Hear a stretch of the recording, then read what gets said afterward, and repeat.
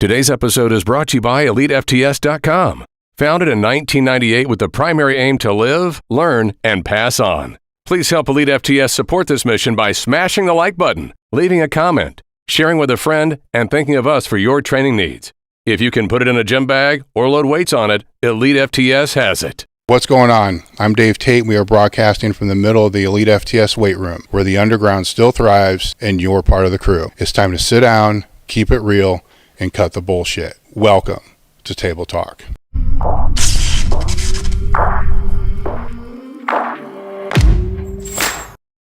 What's going on, guys? We are back with another episode of Table Talk. You know how this works. I'm going to shout out the sponsors real quick. I'm going to start with Merrick Health, but it isn't going to be the same promo that you've heard me do before.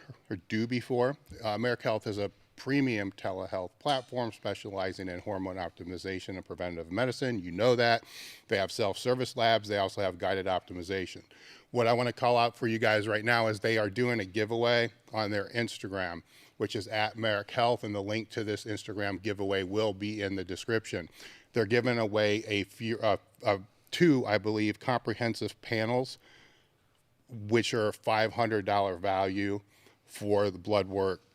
And with that comprehensive panel, you'll also get a consultation afterwards to be able to go over where things can be improved and how you can go about improving them. So hit the link in the description, go to Merrick Health. I think all you have to do is make a comment, tag 3 of your friends, kind of like one of them Instagram deals, you know, to help them get more followers, but at the same time, you can get the opportunity to win free comprehensive panel and a little bit of the guided optimization.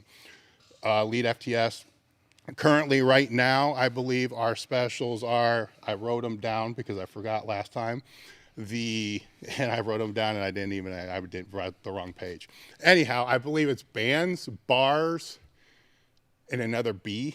Bands, bars, and I'm awesome at the promotion stuff, right? Just go to elitefts.com. There you go.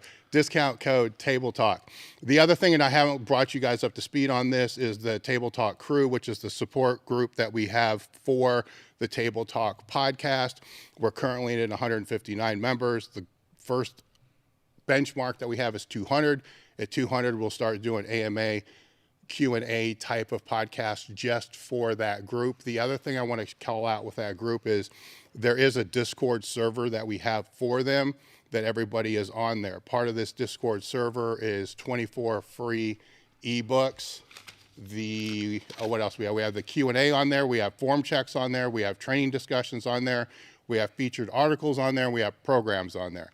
So this is more than just, you know, supporting the podcast and getting the extra podcast, because that's not even happening yet. Right now, it's more about all the free content that's on there, the form checks and the training discussion that all comes with being part of the crew. There's also a 15% discount code and other discount codes that are in there as well. Go to the link in the description, click join the crew, and we are good to go. That's the sponsor stuff now. The guest today is Shawn Frankl. There's a lot of stats to be able to go through here, so I'm just going to go with some of the big ones, right? So the first person to squat 5 times body weight. The first person to total like a super heavyweight total in the 220s, you know, which was 27:15 at 220, and then 20:30 at 198. All-time world records are more than I can lay out here.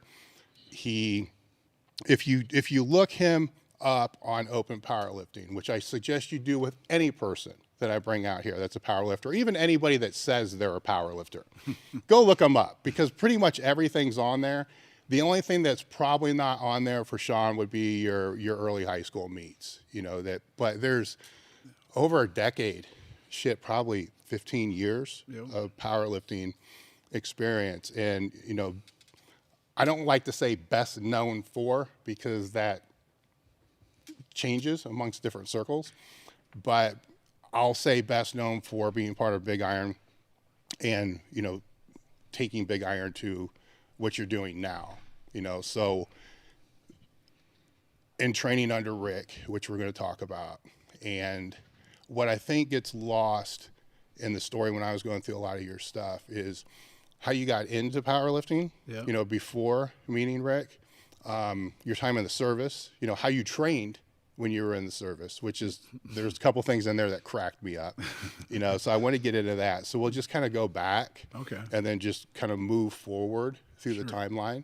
And so in high school, it was wrestling, right? And then track and field. Yep. Where the track and field, I didn't, and football, right? Yeah. So 3-sport athlete. Yep. When did the powerlifting come in?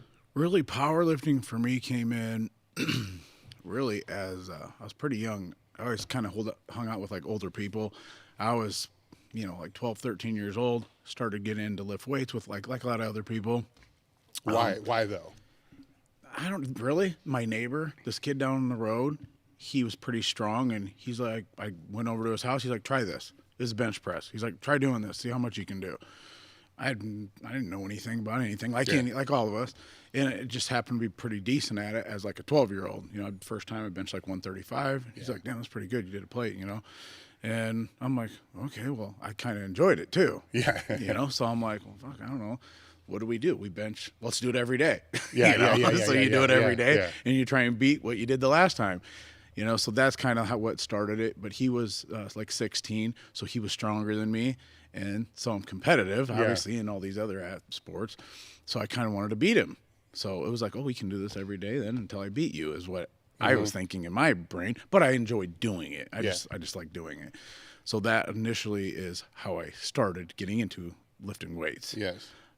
From then, you know, it just my goal, I had a goal. Like, so I was 12, 13 years old at that time. So like my goal was I wanted to bench 3 plates because I'd go to the gym and like, back then, you know, you didn't see a lot of guys benching 3 plates or 315, you know. You just didn't see a lot of guys doing that. But, you know, there was some guys doing it, and I'm like, man, that would be really cool to be able to bench 315. So my goal was like, I want to be able to do that by the time my 8th grade year ends. So like, that's what I want to do. Yeah. So I did that when I was in 8th grade.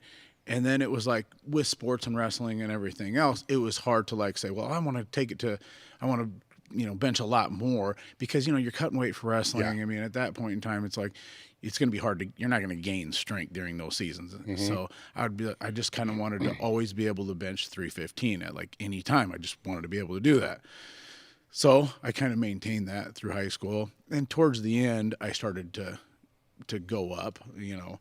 But I just remember, like, my first day of school on my freshman year, there was the football coach was the, you know, PE coach, and he's like, hey, just so you know, this guy benched 335. And he was like a senior, you know, and the guy weighs like 275 pounds or whatever, you know, a heavier guy. And just my first time into class, so he must have heard something, you know, and I'm like, okay, well, I guess I got to try and beat that, you know. So I did, you know, like within a couple months. Yeah.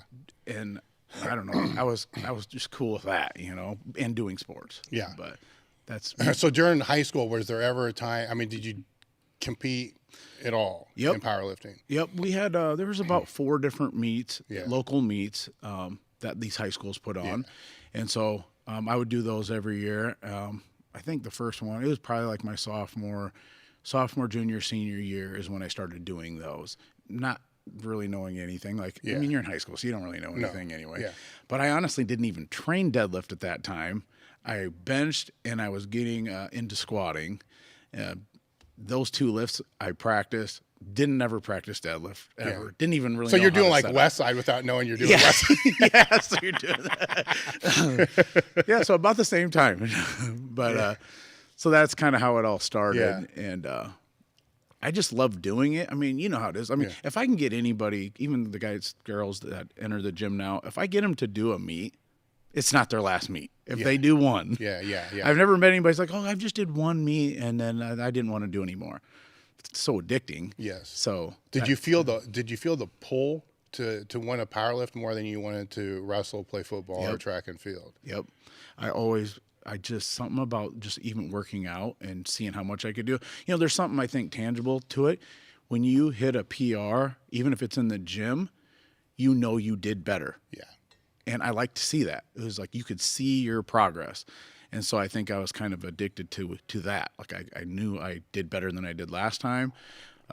I think that's why it's so many people get into it that keep doing it, is because they can see that you improve. Yeah. And for me, I couldn't, because I started when I was in high school.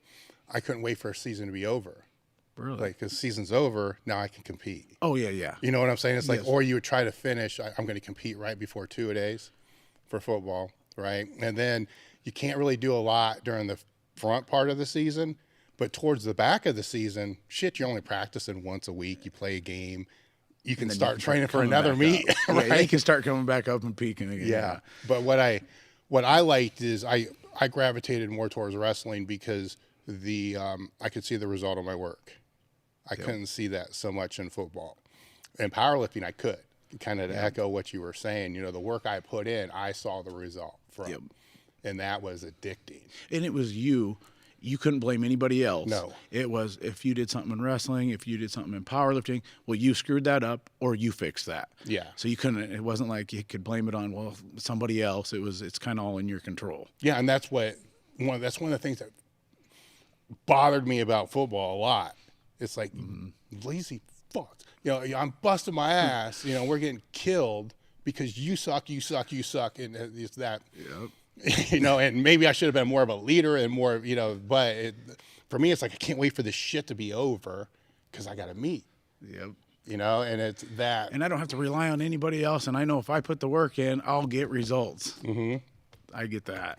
When, so did you, with your timeline where I'm having problems putting some pieces together, did you meet Rick before being in the military?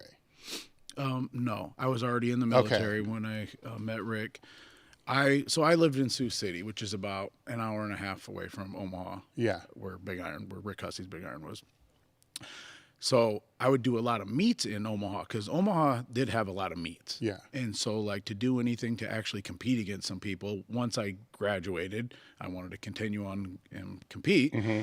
In Omaha, they had a lot of meets, powerlifting meets. So that's how I kind of ran into Rick. Okay. And I mean, he had a gym back in the day called Elite, actually. Mm-hmm. And then it went to Big Iron Gym. And they would host the meets. And then so I'd go down there and do their meets. And I did pretty good. I didn't have the gear. I was pretty naive. I didn't know anything about all the gear stuff.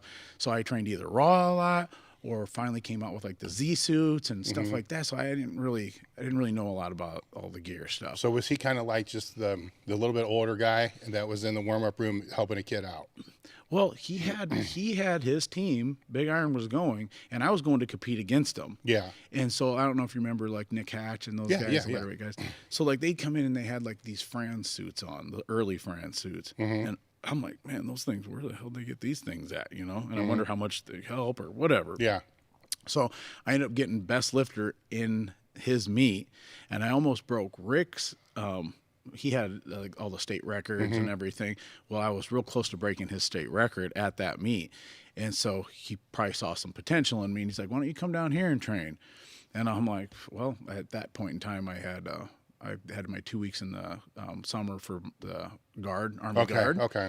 So I went and did my guard training for 2 weeks. And then when I came back, that's when I started really training under Rick. Okay, I get it now. So you were in the Guard, then you got called over. Yes. Okay, that makes sense now because I'm like, I'm not figuring this out. So how long were you training there before you got called over? It sucked really because I just started training there. Man. I did, we did a bench meet, a local bench meet that Rick put on. And then after that, I remember when the WPCs was in Calgary, Canada that year. I went over there and did that meet, and then after that, like I got in to do the Arnold, but I couldn't go because I had to. I got activated, so I wasn't able to go, and that would have been like 2005 or something. So how you were in for less than a year? I was in for probably when I started training with them within 6 months. So activated. I trained at Big Iron for 6 months, and then I was having to go. And he's like, "Oh shit!" He's like, "You're gonna wilt away to nothing. You're gonna be over there." He's like, "You're gonna come back. You're gonna be so damn weak. You're gonna be skinny. You're not gonna be able to hold me." And so like as soon as anybody ever says anything like that to me, it's an instant challenge to me. Yeah. Because that's kind of how I grew up with my dad saying, oh, you're not going to be able to do this. So that's instantly a challenge to me. So I'm like, well, now I'm mad because you're fucking going to tell me that I can't do a bunch of stuff now. Yeah. And I don't like that. Was your dad doing it to motivate you or just to be an asshole? He was doing it to motivate me. But we didn't have a good relationship. Yeah. So like So on you top didn't of know that, it. so I didn't know it. Okay. I was too young to realize what he was doing. Mm-hmm. In his brain, he's like, every time I tell him to do, you can't do something, he does it. He was using it as a tool for sure. Yeah. In my brain though, I'm like, screw off. I'm gonna fucking do it to prove you wrong every time. So you just start to get your feet wet, and then you get activated, right? Yep. And, you know, that's what everybody wanted was to make it to the Arnold. Yeah. At that time, the Arnold Classic was just the meat. That's a Super Bowl of powerlifting back then. Yeah. It was a big deal. So I'm like, man, I get to go do this. I was like, this is awesome, you know. And then I got the phone call. It's like, hey, we're getting activated, blah, blah, blah. And I'm like, well, shit, I ain't going to be able to go and do this meet. And I got to call and tell Rick that. Yeah. And I'm like, this sucks. Because I felt like right when I'm getting going, I got to go take, and the deployment was like 15 and a half months. So that's a long time off. Yeah. So I'm like, great. When I get back, it's like starting over is what I'm thinking. But where did you go first when you were deployed? So we went to, we did a lot of training in Fort Hood, Texas. So could you train there? No, we were in North Fort Hood, which is these old barracks, the World War II old barracks that were just is a dump. It's actually like 45 minutes away from the main post. So because their main post was like full, so we were really in this old shit area. Yeah. So there was nothing there. We were basically like out in the field doing all our training stuff there. So like there was no weightlifting or anything. I mean, we got to go in town a couple times, and I remember me and my buddy, we had our rucksacks and stuff. We got to go into some type of store, and they had like they had a couple dumbbells in there. So I bought a 50 and he bought a 50. We both threw them in our rucks, so at least when we came back, like we had something versus nothing, you know? Yeah. And then we'd put stuff in our ruck and then put the weight on top. And we were trying to do things, but you can't mimic 800, big weight. You can't. But at least we were trying to do something, which, I mean, a lot of the guys do that kind of stuff. Yeah. You know? So we did that. There was a guy that used to train at Big Iron. Dale Pearson was his name. I don't know if you ever remember that name. But he was military. And while I was in North Fort Hood, he was in the main post, Fort Hood. And he was training for a meet, and he was about to leave. And I was just getting there. But he found out that I was there, and he somehow contacted me.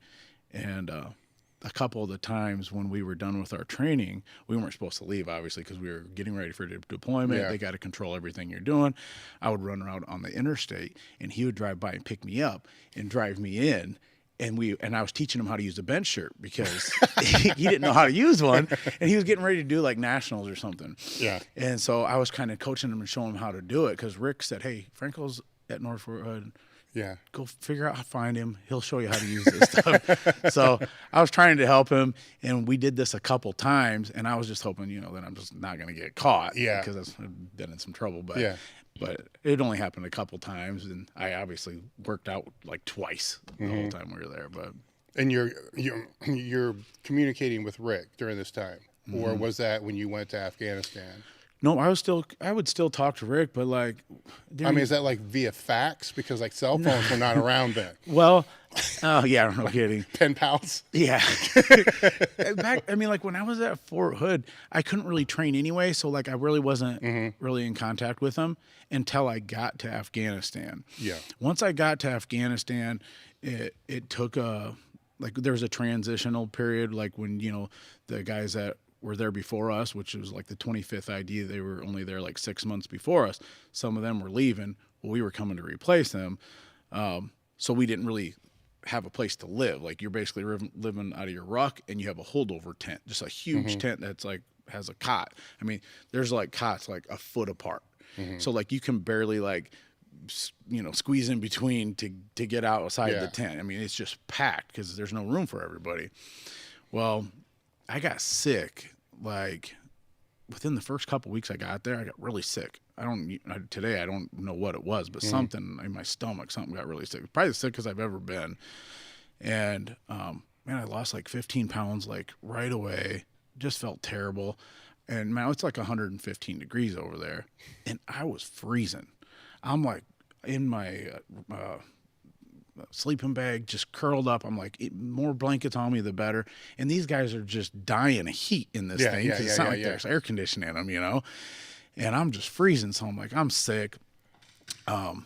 It took a couple weeks, and I was like, man, if I don't make it to this medic tent is about a football field away, I'm like, if I don't make it to that medic tent, I don't know if I'm going to make it out of this. Like, I was really sick. And I'm like, I just have to try to make it there.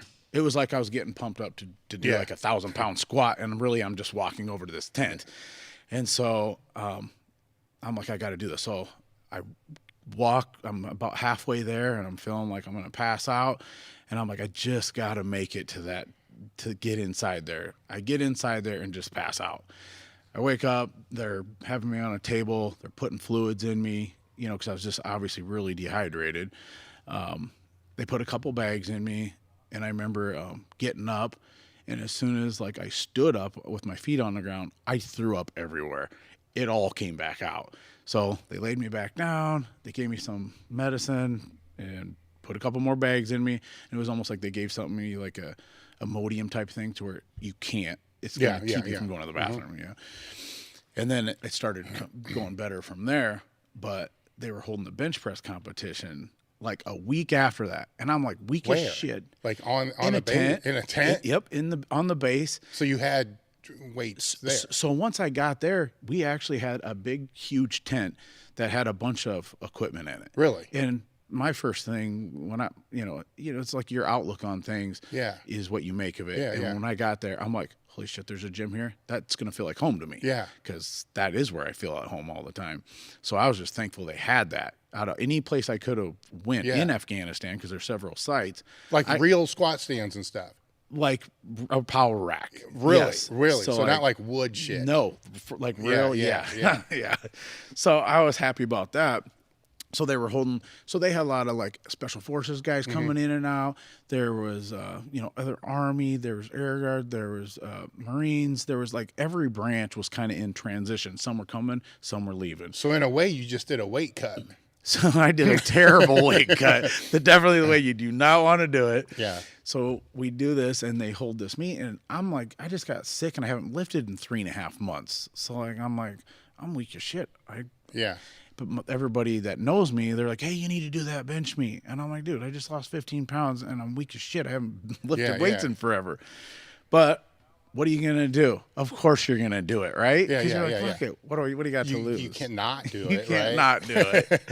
So I ended up doing it, and I think I benched like 425. No shit. Still ended up winning, which was sad that I won with 425-pound bench, But for me, it was like, okay, this is the beginning of my 1 year. Once you get boots on the ground, you're there for a year. Yeah. And for me, that still felt like a piece of home.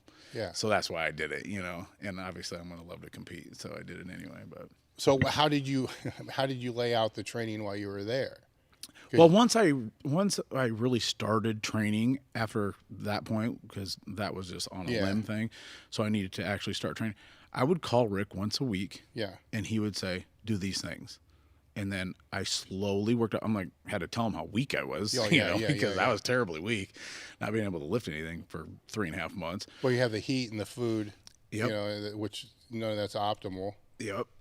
Well, so I would kind of, we got hot meals. Yeah. So I was thankful for that. And then they ran chow, because like we ran 24 hours a day. So the chow hall is literally going 24 hours a day. There's a short time where it shuts down and picks back up, but people work around the clock, because there's not like it's not like a job. Like, you get off and you're done. So I remember I would always go eat before we worked out at night. And then when we get done, I'd hurry up and get in there again and try and eat before I had to go back.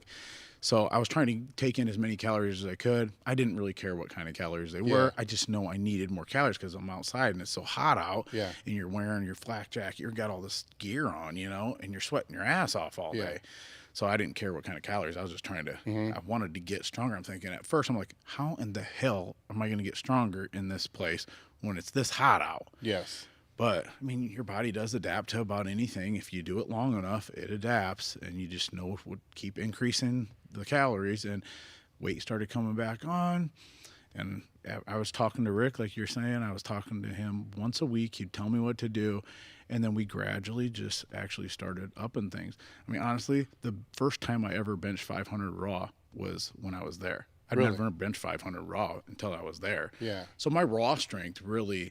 I got a lot stronger raw while I was there. Well, yeah, I assume, you know, it's I think I have notes here. He sent you briefs, but outside of what just groove briefs or like light single ply predators, not much, right? Not even predators. They were just like power pants. Okay. Like single ply power pants. Just enough to keep you from destroying your hips. Yep, exactly. Yeah.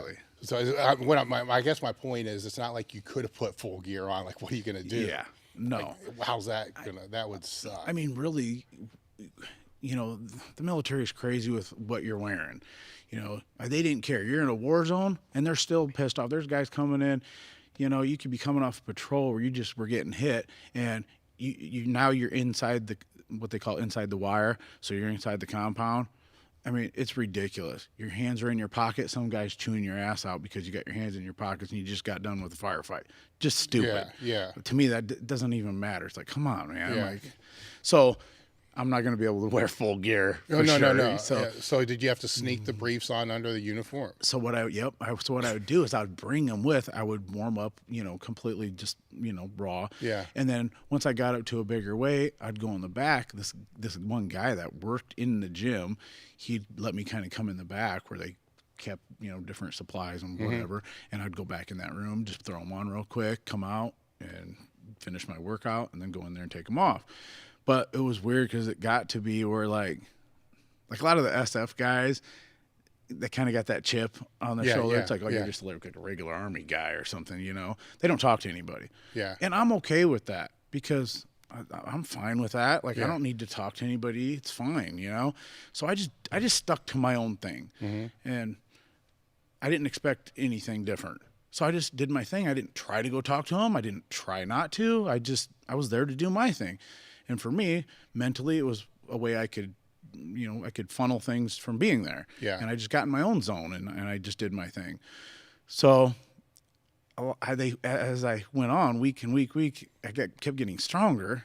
And now these guys are watching me. And the SF guys, like, I mean, they're the ones that can get a hold of some supplements. They're the guys you can get away with some shit, you know? Well, then they're coming over to me and they're asking me, well, how are you doing that? Like, how are you lifting that and this and that? And I just give them a generic answer because, like, you didn't really want to talk to me until I'm doing this. No, but there's a resource standing in front of you too. Yep, exactly. So now I'm just like, I don't know, just work hard, man. You know, I just gave them the generic answer. And pretty soon I ended up getting friends with one of the he was a sergeant major in the first Delta Force group. He was this badass guy. We called him, his name was Buzzard. They'd call him Buzzard. He was in charge of, he built some prisons over there. And because at first when we were over there, I mean, the Taliban, Al-Qaeda, when we'd bring them over, when we'd get them as hostage or whatever, I mean, it was literally like a chain link fence that was round, like it was just round and really high. And there was like some boards on the bottom so far up so you couldn't really see in. I mean, it was a shithole. Yeah, that's what's supposed to hold them. Yeah, and that was this complete shithole. Yeah. So they bring him in, and he builds like a prison, you know, full concrete walls, everything, you know. And I get to know him because he's like, hey, I mean, it wouldn't matter if there's tons of people in this gym trying to work out because, you know, it's military. So like everybody's trying to work out. He would just come over and go, get the fuck off that machine. And they would just leave. Like he had his pull, you know, but I mean, the guy had been shot in the head a couple times, hip. I mean, I don't know how many times the guy's been shot. And if we were getting hit or whatever, this guy, he wouldn't it was like home to him. Like he was used to this, you know? And the guy could speak like 5 different languages fluently. So like if one time I was going through the prison that he had in there, and there were some Afghans in there, and they speak Dari and Pashto. And like now this guy is pale with red hair. Okay. Yeah. So I don't know what picture you're getting, but this guy is not what you'd picture. And all of a sudden he's speaking Dari and Pashto like it's his first language. They didn't think obviously that they could know what he's talking about. And he's just like telling them off, and he throws like a smoke grenade in there and smokes them all off. They're all choking. But like this guy anyway, I like training with him. He had the right mindset. He would do whatever. He was down, you know. And we kind of got like a little training group together. So we had some guys that were pushing it. But, you know, over the time talking to Rick every week, I was able to get back to actually squatting. I don't know. I think I squatted like 805 for a triple, benching over 5. I think I did like 625 raw off of a 2 board at that time. And then I was pulling close to 700. My 700 was like, that was my staple. It took me forever to get over the 700. I mean, I could pull 688. I could pull 683. I could pull 699. Couldn't pull 700. Miss it. 705 I'd miss. So the first time I got it, I actually pulled 710. I never pulled like 700. But. So what's this look like when you're doing this in the tent? Because I'm pretty sure that the next closest guy to you was what, like 365 squat? Oh yeah, there was nobody really doing any. So when you're squatting, they can't do anything because you took all their weights. Oh yeah, and then the bars, and it was what was worse is like the bars, they were shit bars. Yeah. So I was bending them all. So I remember coming in one time and I saw a guy bench pressing with the bar that I'd been squatting with, and it like bowed up, so it rolled right when he went to press. It rolled and just came out of his hands and dumped on it. And I'm like, man, they got to get some better bars in here. A whole bunch of people are gonna get hurt, you know. I talked to the guy and he's like, well, what bars are we supposed to be getting? And I'm thinking they're not gonna really listen to me. They actually got some like ankle bars. Did they really? And I couldn't believe it. Yeah. So when you were doing the bigger weights, is everybody stopping in there, or do they just don't give a shit? No, everybody stops. They all watch. The longer that I was, the heavier I got, there was a lot of guys that would come up to me and like, hey, what day are you going to do your next big bench day? Or what day are you going to do your next like max squat day? Because we want to make sure we're here. So I kind of tied it to meets that the Big Iron team was doing back home. And then that would be like the day I'm going to max is when they're doing a meet. Yeah. So I just did my own meet, but it was in this fucking tent. Yes. But you know, because like, you know, the desire was still there. I just felt like I was missing that, you know, and I wanted that. That's something that I wanted from a young age. Is like, man, I want to be the best at something. I don't want to just be an average lifter. I want to stand out in something. But and I'm willing to do whatever it takes. And so when they were prepping for meets, and like you don't want your training partners to go that far above you, right? Yeah. And I hear the numbers they're hitting, and I'm like, well, gosh damn, I'm going to come back, and I'm like fucking 200 pounds behind them. Yeah. You know, I want the best for them. Don't get me wrong. I love that they're getting stronger, but I also want to be getting stronger too. So when I come back, I want to be pushing it with them. So you made the decision to be, you know, the best, you know, pound for pound or however you define that before you were sent over. Yep. So this wasn't going to change your... No. Yeah. Nope. It's just like, you know, we were talking earlier, training around injuries. Well, you got to train around obstacles in your life. And I hear so many times people will tell you the reason why they can't do something because, this came up in my life and I can't do it right now because of this or that. Well, those obstacles are never going to go away. So if you want to do something, you just got to work around them. And that's the only way it'll ever happen. So it didn't really matter what was going on. I just got to figure it out. I got to figure a way to still achieve your goal, no matter what gets in the way. Yeah. So you were there 15 months? Yeah, 15 and a half months. Yep. And then when you came out, when was the first meet after you came out? So we got sent back to Fort Hood, Texas to do a demobilization. When we got sent back there, from there, you would get sent back to your hometown. And it was the same weekend that I was going home as senior nationals. And I think that year it might have been like maybe Detroit. Yeah, there was one up in Michigan around that time. Yeah. So I said, can you guys just send me there and not home? Can you guys just send me there? And now, was everybody competing there from Big Iron? Yeah. Okay. All right. So the Big Iron guys were going. You know, I hadn't trained in a suit, or like I was still in the same. Yeah. I guess I did have a suit because I trained one meet before that, so I did have a suit.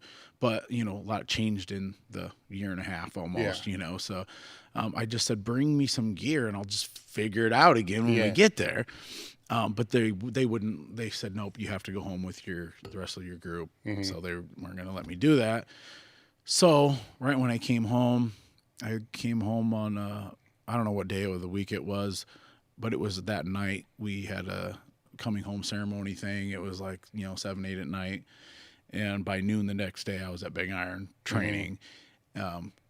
And it was Saturday, so I must have been Friday when we got in. So Saturday I was there the next day by noon squatting, and then there was a meet I think in Chicago, like 4 weeks out from when I got home, and I said, well, I just want to enter a meet. So I know I haven't trained in the gear, whatever, but I just said, Rick, when's the next meet? Like that there is, possibly to do. I want to do it because it's been a long time. Yeah, and so. Oh man, it was terrible. It was terrible. It was a train wreck. So I was really strong raw, and I just hadn't trained in the gear. So I squatted 803 for a triple in that single ply power pants. Yeah. So I got back, and within 3 weeks I was handling 975 in my suit, but I didn't know how to control my suit. So and same with deadlifting too. So I strained my lower back. I was trying to, and then benching, I was trying to bench 700 for the first time. I got it all the way to the top to lock it out, and my hands opened up, and the bar was caught underneath my thumbs, and I was still pushing up though, so it took my thumb, bent them all the way back, strained all the tendons on the front of my hand, so I couldn't grab the bar anymore to bench. I couldn't grab the bar like this, and then neither to squat. So I had to just lay my hands over the bar to squat, but I strained my back, and then my hands were so messed up.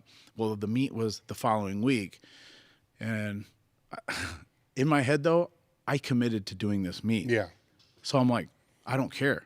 I said, Rick, because Rick's like, you don't even know if you can bench, because you have to use your thumb to bench in a bench shirt to keep your elbows in and tucked. You have to have your thumbs locked like that. I'm like, I don't know. I'll figure it out when we get there. But I go, I committed to doing this fucking meet, so that's what we're doing. And I don't know. That's my probably problem with today a little bit is once you commit to something, I feel like you should do it no matter what. Yeah. Like, who cares how you do? Like, this shows it shows who you are. Yes. No, and I agree with that. It's like, fuck, man, just do what you said you're going to do. If you go to shit, whatever, you're probably going to learn something anyway. But at least you did what you said you were going to do. Well, you got to do. In my own head with me, it's not the other people that I'm going to worry about what they're going to think if I do good or bad. It's I got to deal with myself after that. And that's not fun. If you committed to something to somebody else, especially Rick, my coach, and now I'm like, well, I can't do it because of whatever. Yeah. Oh man, that's pretty hard to do. Yeah. To know that you basically kind of quit. And like, I can't do it because of this. And my worst thing is excuses. I hate excuses. Like, it doesn't matter because everybody's got them. Yeah. Just figure it out because it doesn't matter. Like, you hear so many people, well, I wasn't 100% at this meet. I go, well, fuck, nobody was. There's not one person that was 100% at the meet. So who gives a shit? Yeah. So what happened at the meet then? So I completely fucked it up. First, he wanted me to open up with higher than the national squat record because here I'd been squatting heavier than that. Because at that time, it was only like, I don't know if it was like 881 or something like that. Well, here I was handling a lot bigger weight, but I didn't know how to cut weight right. So I just went and sweated it all out, didn't put my weight back on. So my gear was so loose. I was getting nothing out of it. So I go down in the bottom, and it was like, felt like it was just going to bury me, you know? So squats went terribly. I went flying forward. My knee caved in. It just pushed me, shot me right out the front of the monolift. You know, I strained something in my knee on top of my hands and my back already. But I must have got my last one or something. I don't even know how that happened, because I remember going into bench and I could not bench. Like my hands, it would just dump. I couldn't even do it.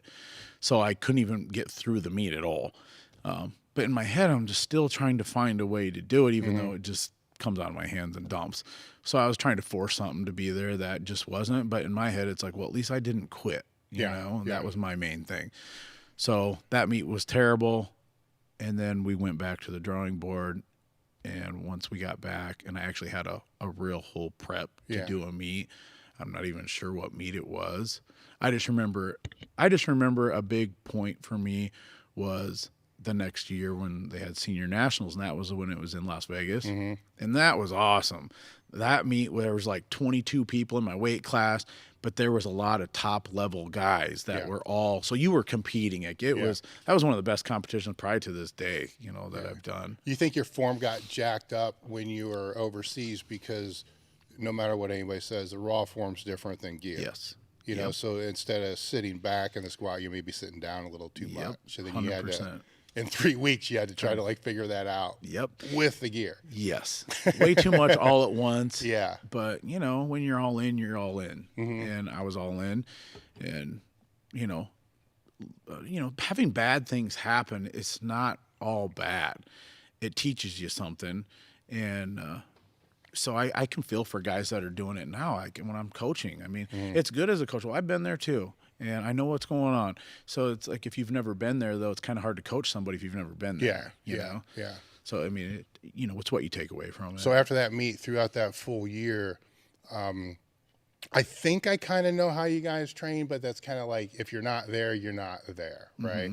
So the more advanced guys you stuck with singles, right? And say 10 weeks out or whatever, you would start working with your opener. And you would lower the depth each week. You'd lower the depth. You would start out with straps down. So you'd start out with briefs on. Then you'd be briefs with your suit bottoms. What kind of weight, though, if you're, say, 10 weeks out or whatever it's going to be? I mean, that can't be your opener if it's straps down, briefs. No. But what you would do is your opener, like what you planned on squatting, like he always tried to keep you within 100 pounds. So his idea was like, we want to keep you within 100 pounds of whatever you're going to try and lift at your next meet. You're going to be within 100 pounds, but you're probably going to feel whatever we're going for that you plan on doing in that meet, that your goal, you're going to do that, but it might be with reverse bands. Got it. So you're going to feel that weight on your body in some shape or form, but you're going to be within 100, but you're going to do that weight with reverse bands. Okay. So within singles, right? And then so you work up to whatever that single is. And then I'm assuming he's making that call, but he's also helping you guys learn how to auto-regulate, make that call on your own. Which to me, I think that's what coaching really is learning that. Yes. You know, because if you fuck up and do too much, you're going to feel it the next week. If you don't do enough, so you got to kind of figure that balance out. So you would do that, then you go reverse band? Did you do any down set? We would sometimes single up at the beginning, like depends on where you were on, at the end, by the time I was, my last couple of years, I was doing stuff a little bit different than I was when I wasn't lifting as much. At the beginning, we would single up and double down. So we might single up, hit a heavier reverse band. Sometimes you might lighten the load up and hit a double, take like 50 pounds off and try and double it. And go lower on that one? Yes. Okay. Yeah. Right. And then last several years, I was mainly sticking to just singles because you're getting hurt. There's more chances of getting hurt because you're handling so much weight over your body weight. So it kind of changed. Well, the load's higher too, so the recovery is going to be higher. I also think and you work with a lot of beginner lifters too, so you kind of know where I'm coming from. The more advanced you get, the more you learn how to take more time to let the weight settle. Because the bars move, the shit's moving.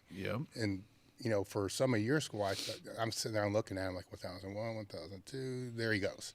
Yeah. Right? Where beginners just like, just go. Don't. Yeah. And they're out of control and they're still wanting to go fast. Yeah. So sometimes you can't even break until you feel everything settle. And the bigger the weight gets, right? Hell, in Afghanistan with shitty bars, how long you stand in there? 5 minutes? You know, because you can't. Bars shaking, Yeah.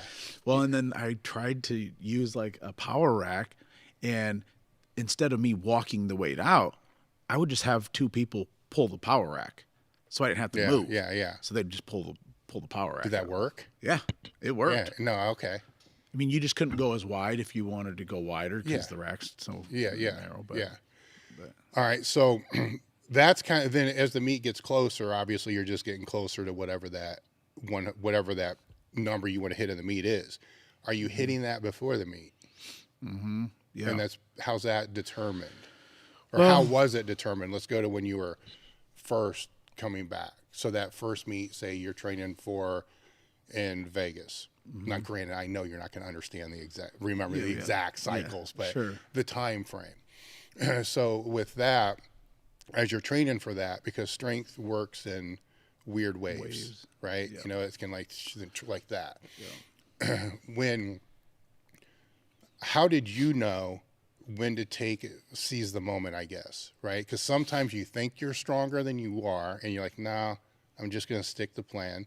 Other times you're like, fuck, this is this, right? Mm-hmm. Were there any, I know it's hard to answer, but were there any tells that let you know that it was for real and it wasn't just like that gift from God day?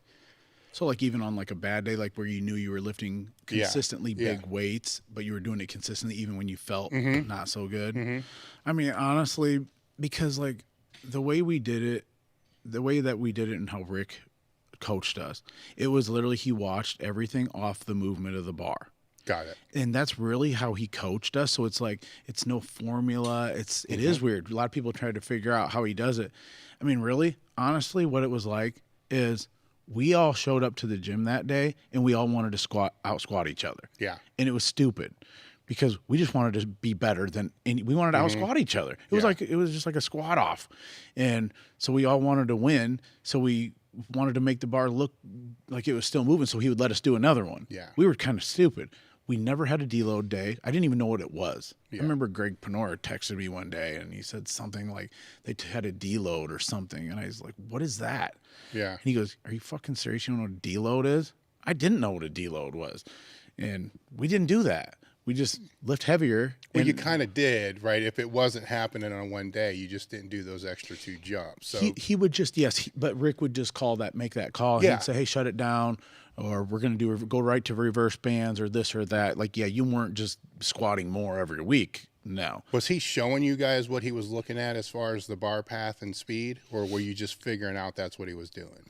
No, he would say, like he would talk about, like he would coach you and say, hey, like you need to push your toes out more. And I mean, sometimes you'll watch, like even like Chuck and some guys, like the insides of your feet will kind of lift as you're setting your butt back and pushing back. I mean, so he really did coach on pushing out, like, and this is a guy that never really used that gear. So like for him to know all this and not use that gear is kind of crazy to me. So I think the longer that we kind of did this together, it was almost like, me and him were coaching me. Yes. Like he coached me, and then towards the end, we coached me. Yeah.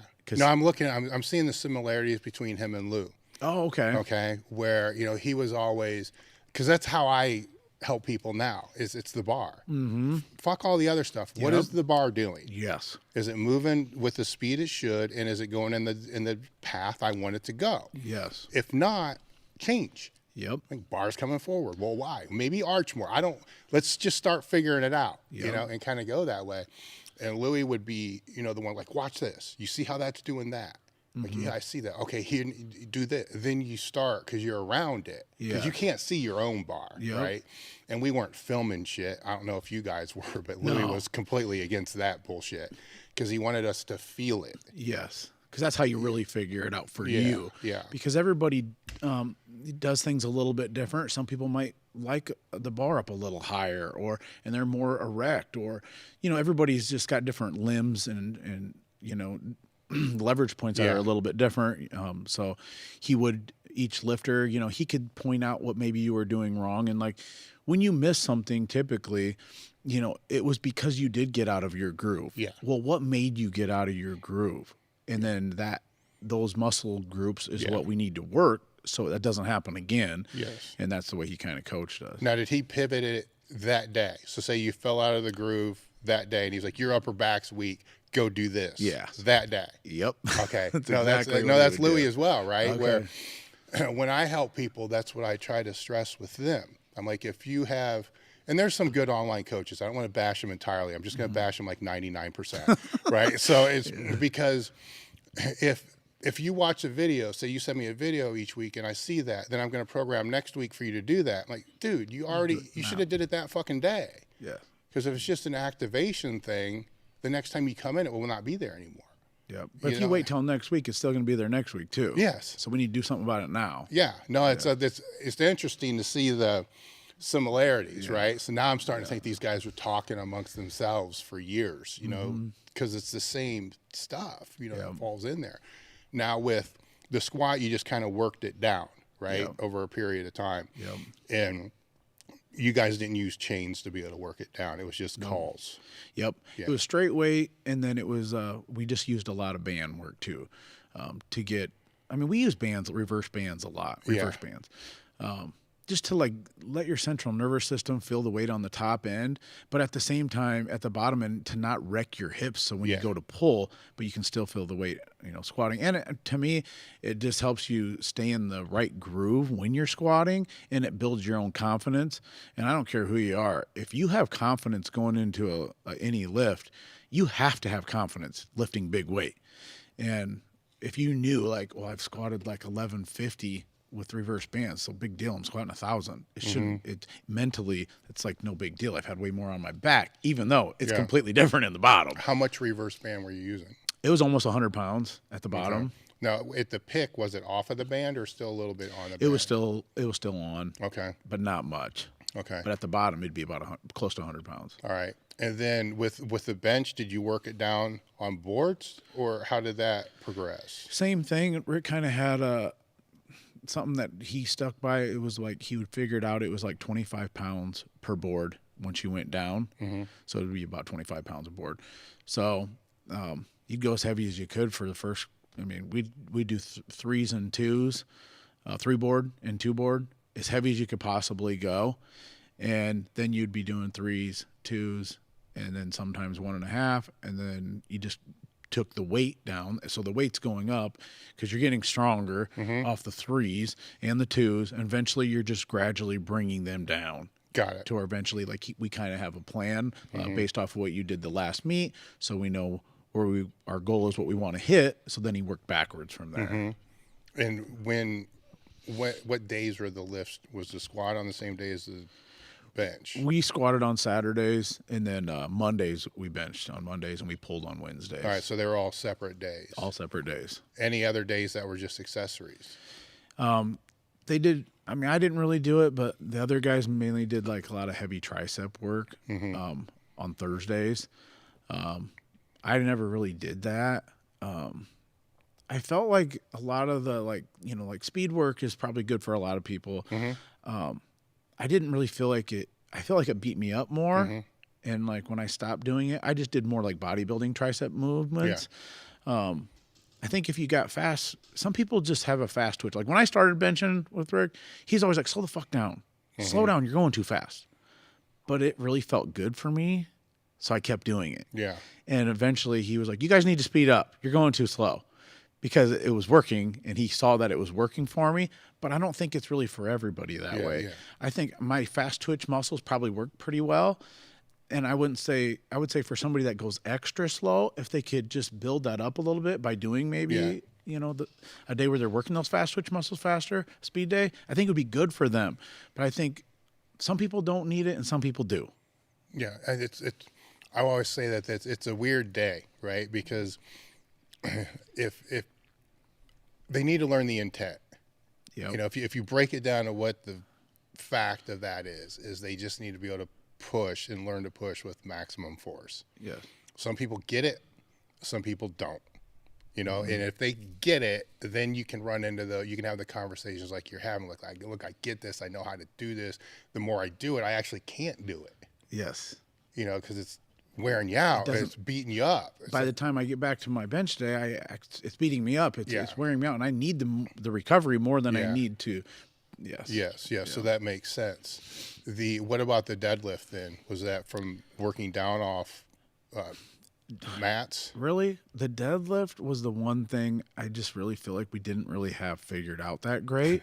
Honestly, no, that's a Louie thing too, man. we just didn't. He would let us go in there. I mean, sometimes it was just like, I don't know how well you got to know Rick, but Rick sometimes just got a kick out of just to see who's going to be the guy today. And he would let us go in there and we'd just start pulling until it slowed down. Then maybe he would just throw different stuff at us. Like, whatever you want to pull, we want to go like 30 pounds below that. And I want to see you double it. Or he just made up stuff half of the time. I mean, yeah, we pulled off of blocks, different heights of blocks, but it wasn't like something that we had like a program to. I think he was actually still kind of searching for what is it that works. And like I was telling you, it took me so long to pull 700. So finally, like I was at 700 and I just couldn't get over that. So me and Al Caslow, I don't know if you remember Al Caslow, kind of came up with this program, and really Al, and it really worked out really well. I mean, I studied and watched what everybody else was doing because I'm thinking, I got to figure this out. And it was like the more the volume training, because I needed to learn my position better too, like to where like deadlift, you can't lean over and just muscle up a weight, because I'm not doing that on bench and I'm not doing that on squat. There's a technique to it. And I know I didn't have that fully figured out because I felt like I was kind of muscling it up. I'm like, I'm trying to pick it up with my back instead of my hips. And so I went to the gym and I picked like a weight that wasn't really light, but it wasn't like a max weight. So it was like 80%. And I pulled it and pulled it and pulled it until I was so tired that I'm not going to be able to pull this unless I use the right form. That's a fucked up thing. It works though. No, I understand it, right? I understand it. Cause I'm like, the only way I have to be in a position to where the only way I'm going to lift this is if I technically do it right. You have to think about it. Yeah. So I made myself be in that position to where I'm like, I can't lift this anymore. I'm like, my back is fried. I can't do it. Now I got to figure out how can I lift this? And it was just really being in the right position of like somewhat having my hips up, not way down, because of my waist and my hips are going to be further away from the bar. Yeah. I don't want them to be too far away from the bar, but I don't want them to be too high. So I had to find out where that spot was for me because of the length of my arms, and where my chest position needs to be up and keeping my chin up and being able to really focus on pushing on the outsides of my feet like I'm tearing the carpet apart and putting a ton of pressure there before I even go to pick it up. And now I'm actually using my hips in that correctly to lift the weight instead of my back to do it. And then it was like my lifts went from like around that 700 to like 765, and now I'm closer to big jump. It made a huge difference. But it was like a lot of volume training. Well, it's a technique. It's really what it was. The technique. Yeah. Yes. So it's figuring out how to find the technique and then reinforce it. Yep. Which is just I understand the path, right? It makes sense. Yep. I wouldn't suggest it for most people, but it makes sense.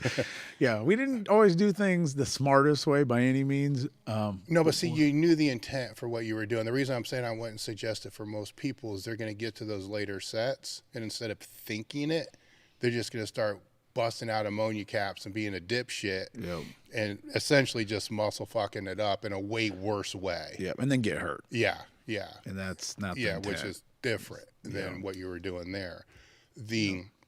As you're going back to those first national meets where things were starting to pop, can you remember any training session that just hit? Like you had that session, and you're driving home, you're like, fuck, I really can do this. Because you want to do it, right? You're telling yourself you want to do it. But there's a point where you do something and you're like, I'm doing this. Yeah, I mean, like Rick was really good at knowing the exact moment to say some shit to get you going. Yeah. Like he didn't say it like now and then you're getting up to the bar and then it's like the moment's gone. Yeah. He would literally wait till you're about to lift something up. And he knew right at the second to do it, to just, I don't know if you want to call it piss you off or to like make you just want to beat. He knew what to say. Yeah. And I know the one thing I remember when you say this, what comes to my brain is I was getting ready to squat him, like it was 1100, and I never did get to do it in a meet, but I was getting ready to squat 1100, and I'm going to pick the bar up, and he says, Sam Bird's going to squat this weight before you. And I'm like, you motherfucker. Sam Bird was an awesome squatter, man. That guy was. So nothing away from Sam. Sam, man, one of the strongest squatters I've ever seen. But when he said that, it just triggered me. I'm like, well, fuck you. I'm going to lift this right now. Like, and then I did. And it was really weird because, like, I don't know, back then it wasn't like I partied a lot or drank or any of that. I mean, pretty much took, but the actual night before that, I went to this birthday party and I was still drunk when I was lifting this weight. And I didn't tell Rick this, obviously. But maybe that's why my body didn't hurt as bad as normal or something. I don't know.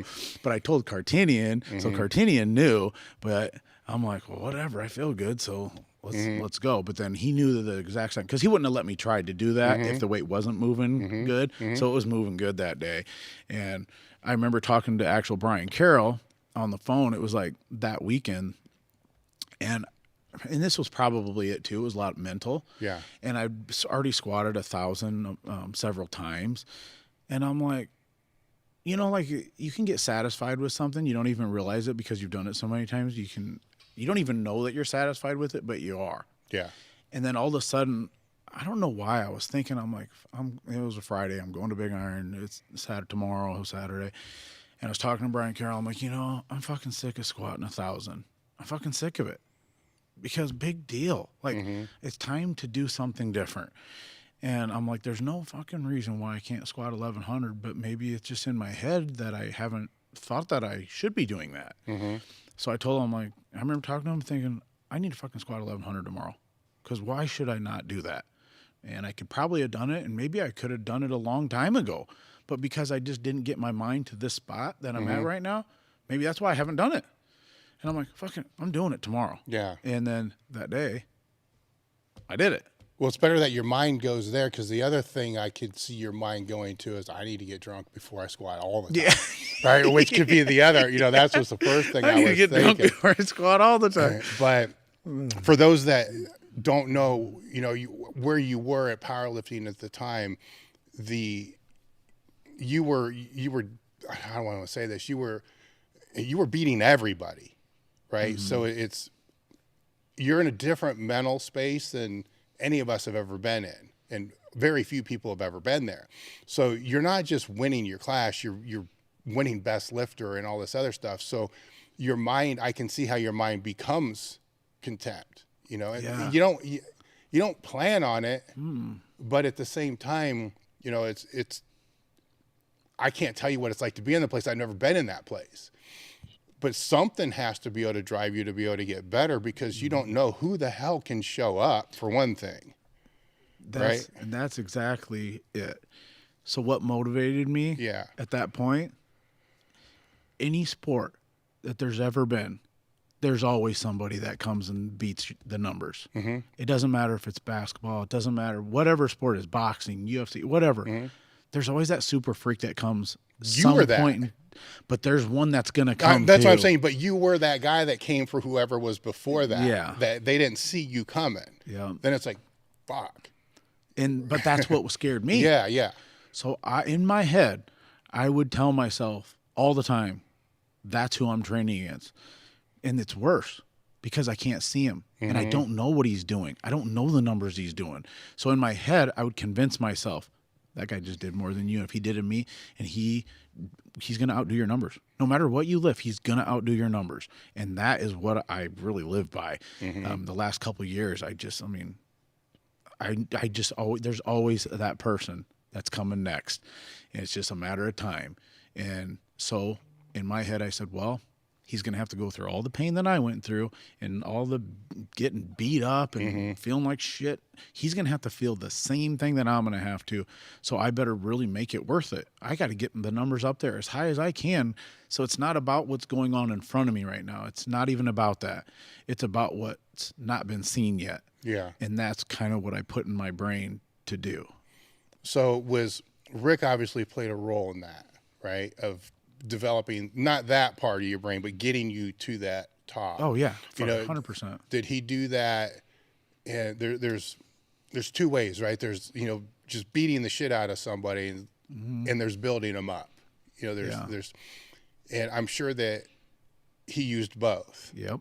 Which one did he default to the most, though? I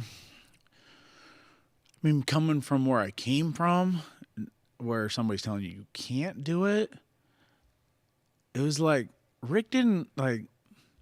The only time that Rick would say something good or kind of like, give you that you're doing good is about the week before the meet. Mm-hmm. In that week, that's when he'd be like, we're going to do this and that. And, you get a little bit of that. We're going to kick some ass and we're going to do this and that. That's what we train for. This is what we're going to do. And you can do this. And I'm like, and I, of course, fed into it easily. Yeah. But most of the time it was like he kept you very humble on the things that you just need to get better on or that you need to get stronger at.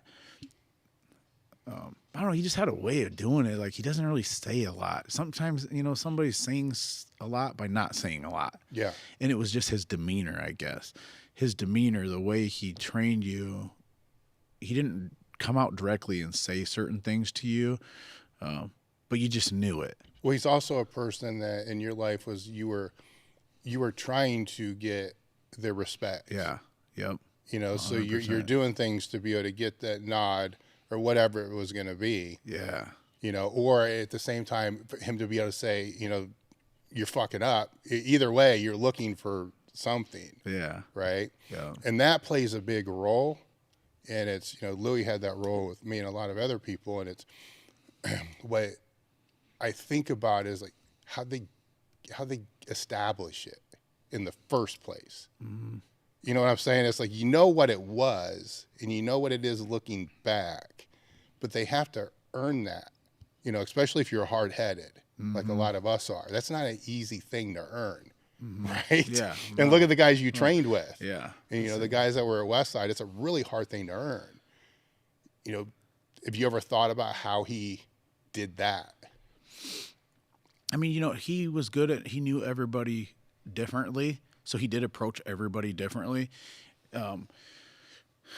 Some people didn't do good some people needed more of the pats on the back. Yeah. Or more attention to them. He did really weird shit though. He would be like, he'd just mess with your head. And if you were doing something really stupid, he knew certain people, they were just so mental. He'd be like, hey, he'd go get these old fucking pair of shoes or something and be like, hey, I want you to wear these shoes when you squat. These are going to do this.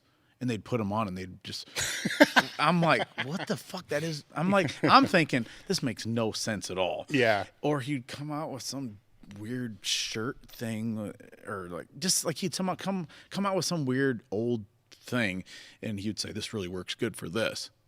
And I'm thinking, no, it fucking doesn't. Yeah. But mentally, some people believed it and it would work for them. It was just a mental thing, I think, But I mean, the way he approached everybody was different. I was to me, sometimes he would be like, you just need to chill out a little bit. Yeah. Not as far as I wasn't intensity, going around doing any weird shit or anything. But it's well, these guys, okay, it's different when you say all you've known is lifting weights with Rick and you've always had him there and he's always told you what to do. I didn't do that. I lifted by myself a lot and I wanted to be good at something really bad. And I just was trying to learn with all the ways that I could learn, all the avenues that I could possibly grasp myself. And then when I got with Rick, I just really appreciated it. I just looked like, wow, man, this is awesome. I get to do this. Not, oh, I got to drive an hour and a half. No, I get to drive an hour and a half and I don't have to drive 6 hours. Yeah. That's how I thought about it. And I didn't always expect Rick to be there. Yeah. So I honestly, like, before you got cancer and all this stuff, like, I was always trying to learn why he's having us do what we're doing. I was always wanting to understand it. Not just, Rick said do it, okay. Yeah. Like, I want to know, like, why though, and I want to try and understand his thinking. So, like, I was always asking a lot of questions, and then that's like where we ended up kind of both training me, because he would ask me, like, hey, so what does this feel like, or that, and I would tell him, and he's like, what do you think? And he would see if it matched what he thought on what we were doing with my workout that day. That makes you, when that's authentic, that makes you way more fun and challenging to coach, because you're trying to figure out, like, I was kind of that way with Louie. Like, I wanted to figure it, first off, I thought it was bullshit, you know, so he had to sell me on this. Then I'm trying to figure out how you're doing, like, what is this? Like, how you doing this? Not just the training, you know, the training's that, but how are you getting all these people from these different backgrounds to be in the same place? And yes, there's issues and stuff like that, but they're all working towards the same goal. Yep. No matter what the drama, issues, bullshit, whatever it is, at the end of the day, we're all doing this. How'd you do that? You know, those type, and then asking him those things, you know, and sometimes you get the answers, sometimes you don't. Sometiime you get answers that you're like, are you just fucking with me right now? You know, sometimes, are you just making this up to see if I'll go along with it? And I think sometimes you'll ask questions, at least I with Louie, and you can let me know with Rick, that you'll ask questions and you challenge them a little bit because they really didn't think about it. And now they got to think about it. And Louie liked it, you know, where I don't know how Rick was. Would you ask him some questions? Sometimes the answer would be just fucking do it, you know, because they don't really know, but you're trying to figure it out. I think he appreciated it when I would ask him questions. So he knew it wasn't just like, I'm not just challenging because I don't trust him, because when I came there, obviously the results showed on what he was doing with the guys. So, like, and I was lifting nothing. So I'm like, I'm going to do whatever he says, because at the end of the day, I'll know. The only way I'm going to know if it works is if I do everything he says exactly the way he says it. You can't halfway do it. You have to 100% do it. So I did it, and it all worked. So, like, there was no questioning him, and I know he knew, like, when we talked about training, it was never like that I was questioning if it worked or why should I be doing this. Like, I don't need to do it. Like, he saw me putting in the work, like, when everybody would get done, and I would still be there, like, well, I got to do more core work or whatever. And he's like, well, come on, man, let's just, because a lot of times we'd go eat. Yeah. And I'm like, well, I'm not. I fucking drove an hour and a half. I'm finishing this first, man. So, like, I'm not going with you guys until I'm done. Yeah. And that's when he'd be like, well, come on, loosen up, man. Frankl needs to fucking chill out a little bit. Like, well, dude, I fucking drove an hour and a half to do this. But you see what he's talking about, though. If you take it too serious, you know, then that's hard. And I probably, at that point, I probably did. Yeah. Because in my brain, I don't know, I probably get too focused. I mean, I don't know if that's a thing. No, it's not. Too focused to just, I was directly inside of where I was going, and maybe I missed things along the way sometimes because I was so tuned into where I wanted to go that maybe there was outside of lifting, maybe just experiences and enjoying certain things maybe. I mean, there was one of the times before one of the pro-ams, it was actually when Brian Carroll was getting married, and he got married. It was like a month or so before one of the pro-ams. And I was supposed to go. And I'm like, thinking, dude, what are you doing? It's I'm like 3 weeks out. I can't go. But that's where I was at that time. And I'm like, well, I can't be there, man, because I mean, this is what I invest my life into, is like, I'm going to win, and I need to, this is a chance for me to better my numbers. And, you know, it kind of is, the more meets you do, we did a lot of meets, the more meets you do, you have more chances of hitting those numbers that you possibly are capable of hitting.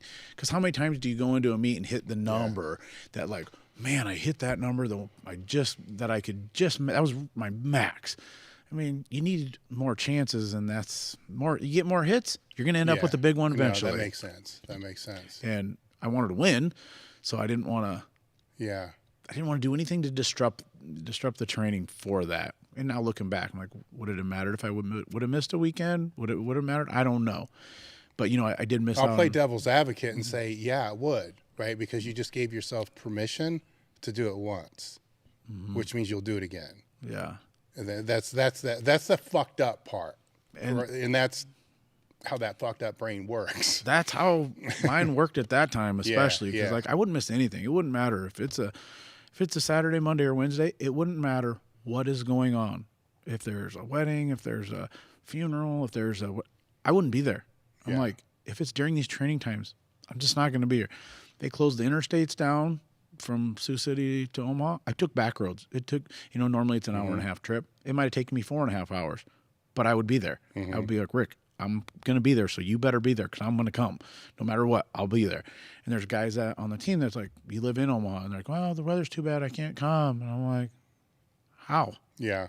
Like, if I was sick, I'd have somebody drive me. I'd be throwing up being sick. I never missed a day of training, no matter what. And yeah, some of that now looking back, like, okay, would it have been better to stay home, maybe get better instead of like go squat and make it worse and it lasts longer?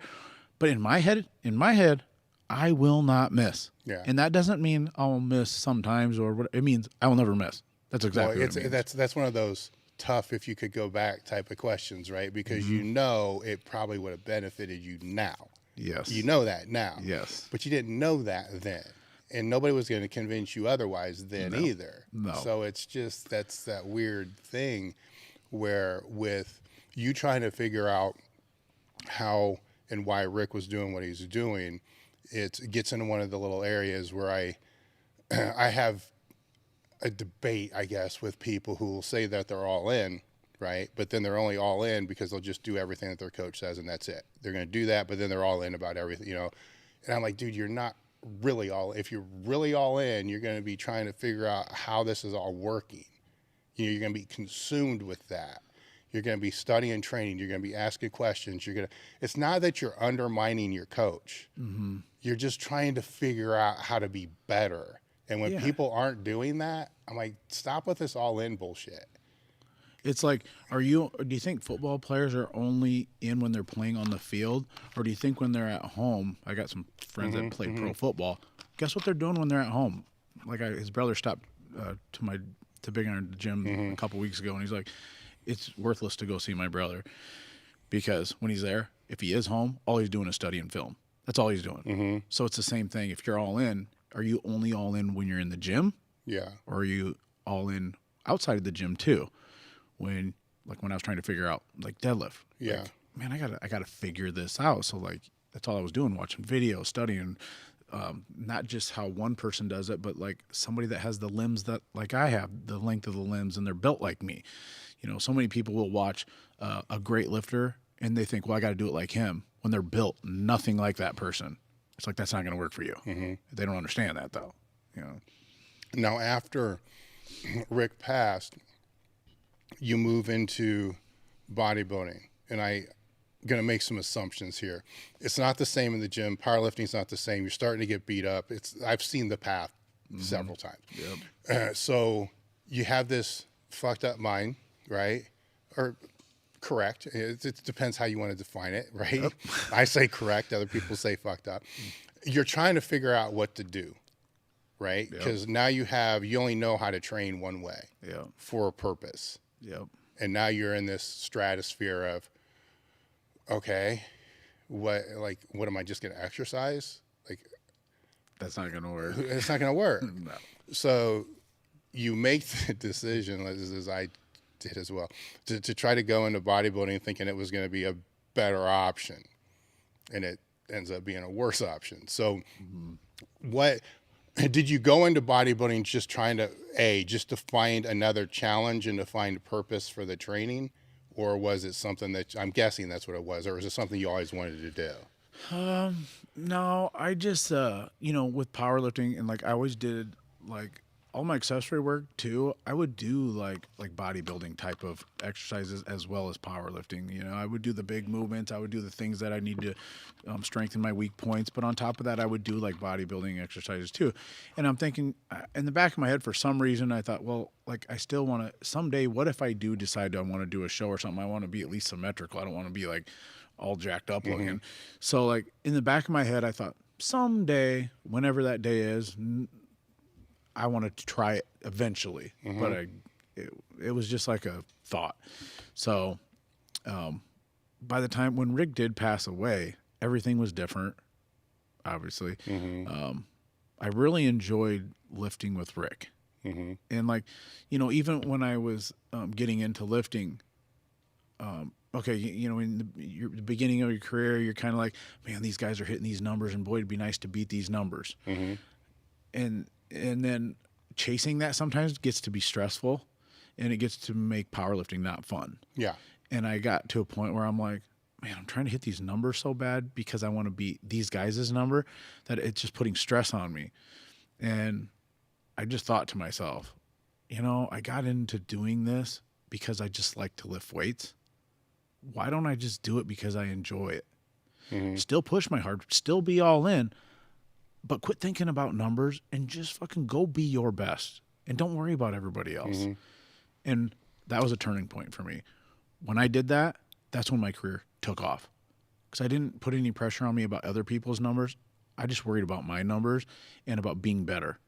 And I wanted to beat everybody, don't get me wrong, like, because that is what I wanted to do.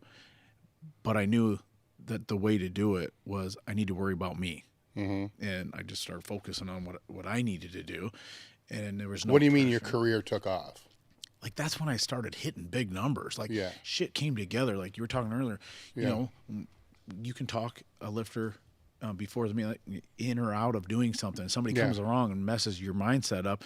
I mean, you could take that to the platform, and you didn't have your best day because it was a mental thing. It wasn't physical. Yeah. Like, you can lift this weight, but you get up there and you choke. I've trained so many people, man. They're just not meat lifters. They're great when they're in the gym. They get in a meet, they just shit the bed. Like, and it's like, what do you got to do different with that guy? It's like, he just got to do a lot of meets. I can't do anything different with him in the gym. He's just got to do more meets because he's eventually got to come to terms with dealing with the platform.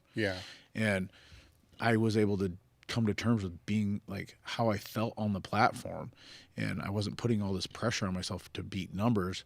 I just went out and I did it because I'm like, fuck it, I don't give a shit what happens.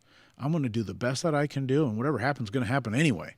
So if I stress about it, it doesn't matter. It's not going to train the outcome. So just go lift and do it because you love it and give it all you got. And then that's my mindset I had. And then it started just taking off.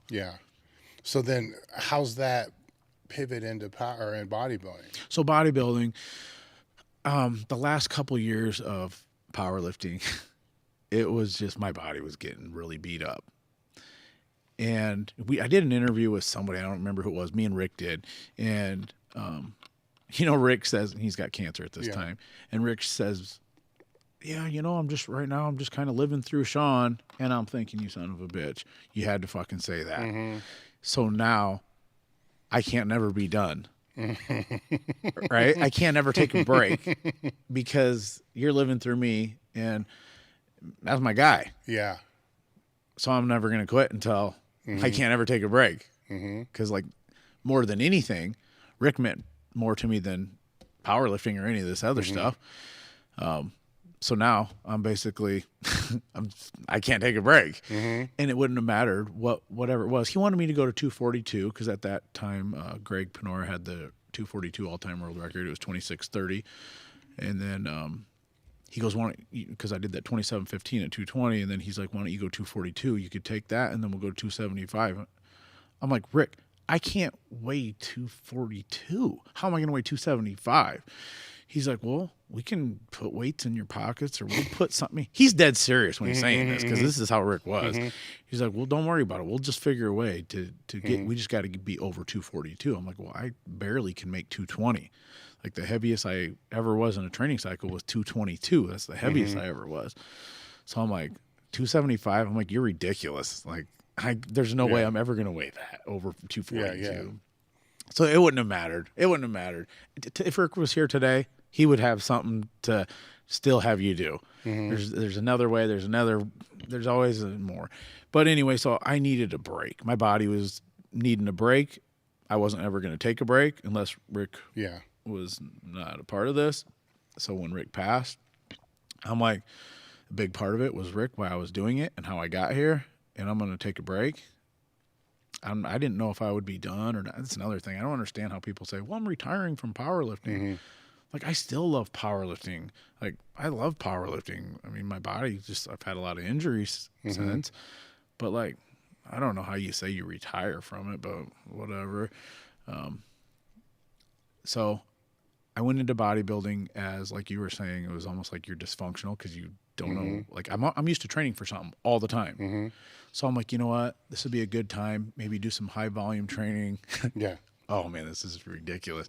Thinking that it actually might be good for my body. Well, in theory. Holy shit. It was the exact opposite. That's when I started tearing stuff off. I tore part of my quad a couple of weeks before my first show, which I dieted like 17 weeks for the first one. Tore part of my quad off. How'd that happen?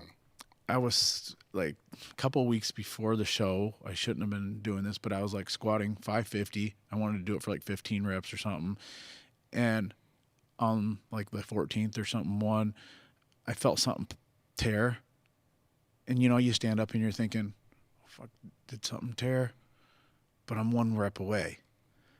I'm just going to try this 1 rep and see if I just can't get through it. I fucking really tore. And I shouldn't have been doing that like right before the meet. But like when you're used to your mentality of powerlifting training, it's like, I have to get this up no matter what. I wasn't used to training. Like, go to failure is a good thing, but knowing how to do that. This was just like going till failure with max load 2 weeks before a meet. Probably not the smartest thing on bodybuilding when it depends on what you look like. So like my leg was just black and blue. It was swollen. It was from my groin to my calf. It was just all black and blue, and it was just holding tons of fluid. Water. Yeah. And so I'm like, well, I don't know how this is going to work. I was, my coach at that time was Todd Smith. He coached me through some bodybuilding and kind of started me out. And so Todd's like, well, what are you going to do? And he grew up with Rick. So he was pretty hardcore, awesome coach, intense guy, knew what it was really like to be all in. And I think he kind of almost liked, in a way, like to challenge me because he was always bodybuilding, and he kind of wanted to show me that this is hard. Yeah. And I kind of want to see you strain and look like it's a little bit miserable for you. Yes. And I don't care what he says. I know that's what he was doing. And that was a challenge to me. So I'm like, okay, fuck it. I don't give a shit. I'm doing it, and I don't care. Whatever it takes, I don't care. I'll go till failure, and I don't care. It doesn't matter if I'm fucking puking. It doesn't matter. Like, I'm not going to let you beat me mentally. You're not going to mentally break me. Yeah, I see where this is going. So, right, keep going. And he got a kick out of it because he knew what he was doing to me, and I'm just like, fuck it. Okay, then let's go. Anyway, so I tear my fucking quad off, or part of my quad, and he's like, so what are you going to do? And I remember, like, I'm like, I don't know. I'm like, this is a different deal. This is about what you look like. And then I remember I just, I told him I'll call him back. I jump in the shower. I'm taking a shower, and I'm thinking, what the fuck do you mean you don't know what you're going to do? You committed to a meet or a show. Yeah. 17 weeks in. You're going to get up there. If you can fucking stand, you're going to get up there, because it's not only about, this is what people, I think, miss out on a lot. It's not only about what you look like up there. It's how many people knew that I was training for that show. And what am I going to do? Say I'm not going to do it? I'm like, I'm getting up there. If I can fucking walk or stand, I'm going to go up there. So I called him back when I got done, and I'm like, well, I'm fucking doing the show. So whatever we got to do to finish this thing out, let's figure it out, because we're 2 weeks out, and I'm going to do it no matter what. If I can stand, we're doing it. And so went and did it, and it actually went pretty good. I ended up winning, so that was cool. But it wasn't even about that. It was just like we were talking about many times. Finish what you start. If you say you're going to do it, do it. That means more to me than anything. Yeah. It wasn't always. Now, when you won that, how did that compare in your brain to when you'd win a Pro-Am? Sucked. Yeah, it's not Sucked. the same. Yeah. I mean, I feel like I was missing something. Like, I'm up on the, I'm like up on the stage, and I'm like, I feel like I should be doing something, or it's like, but I'm not lifting anything. I'm not like doing anything. I'm just standing up here. Yeah, I don't know.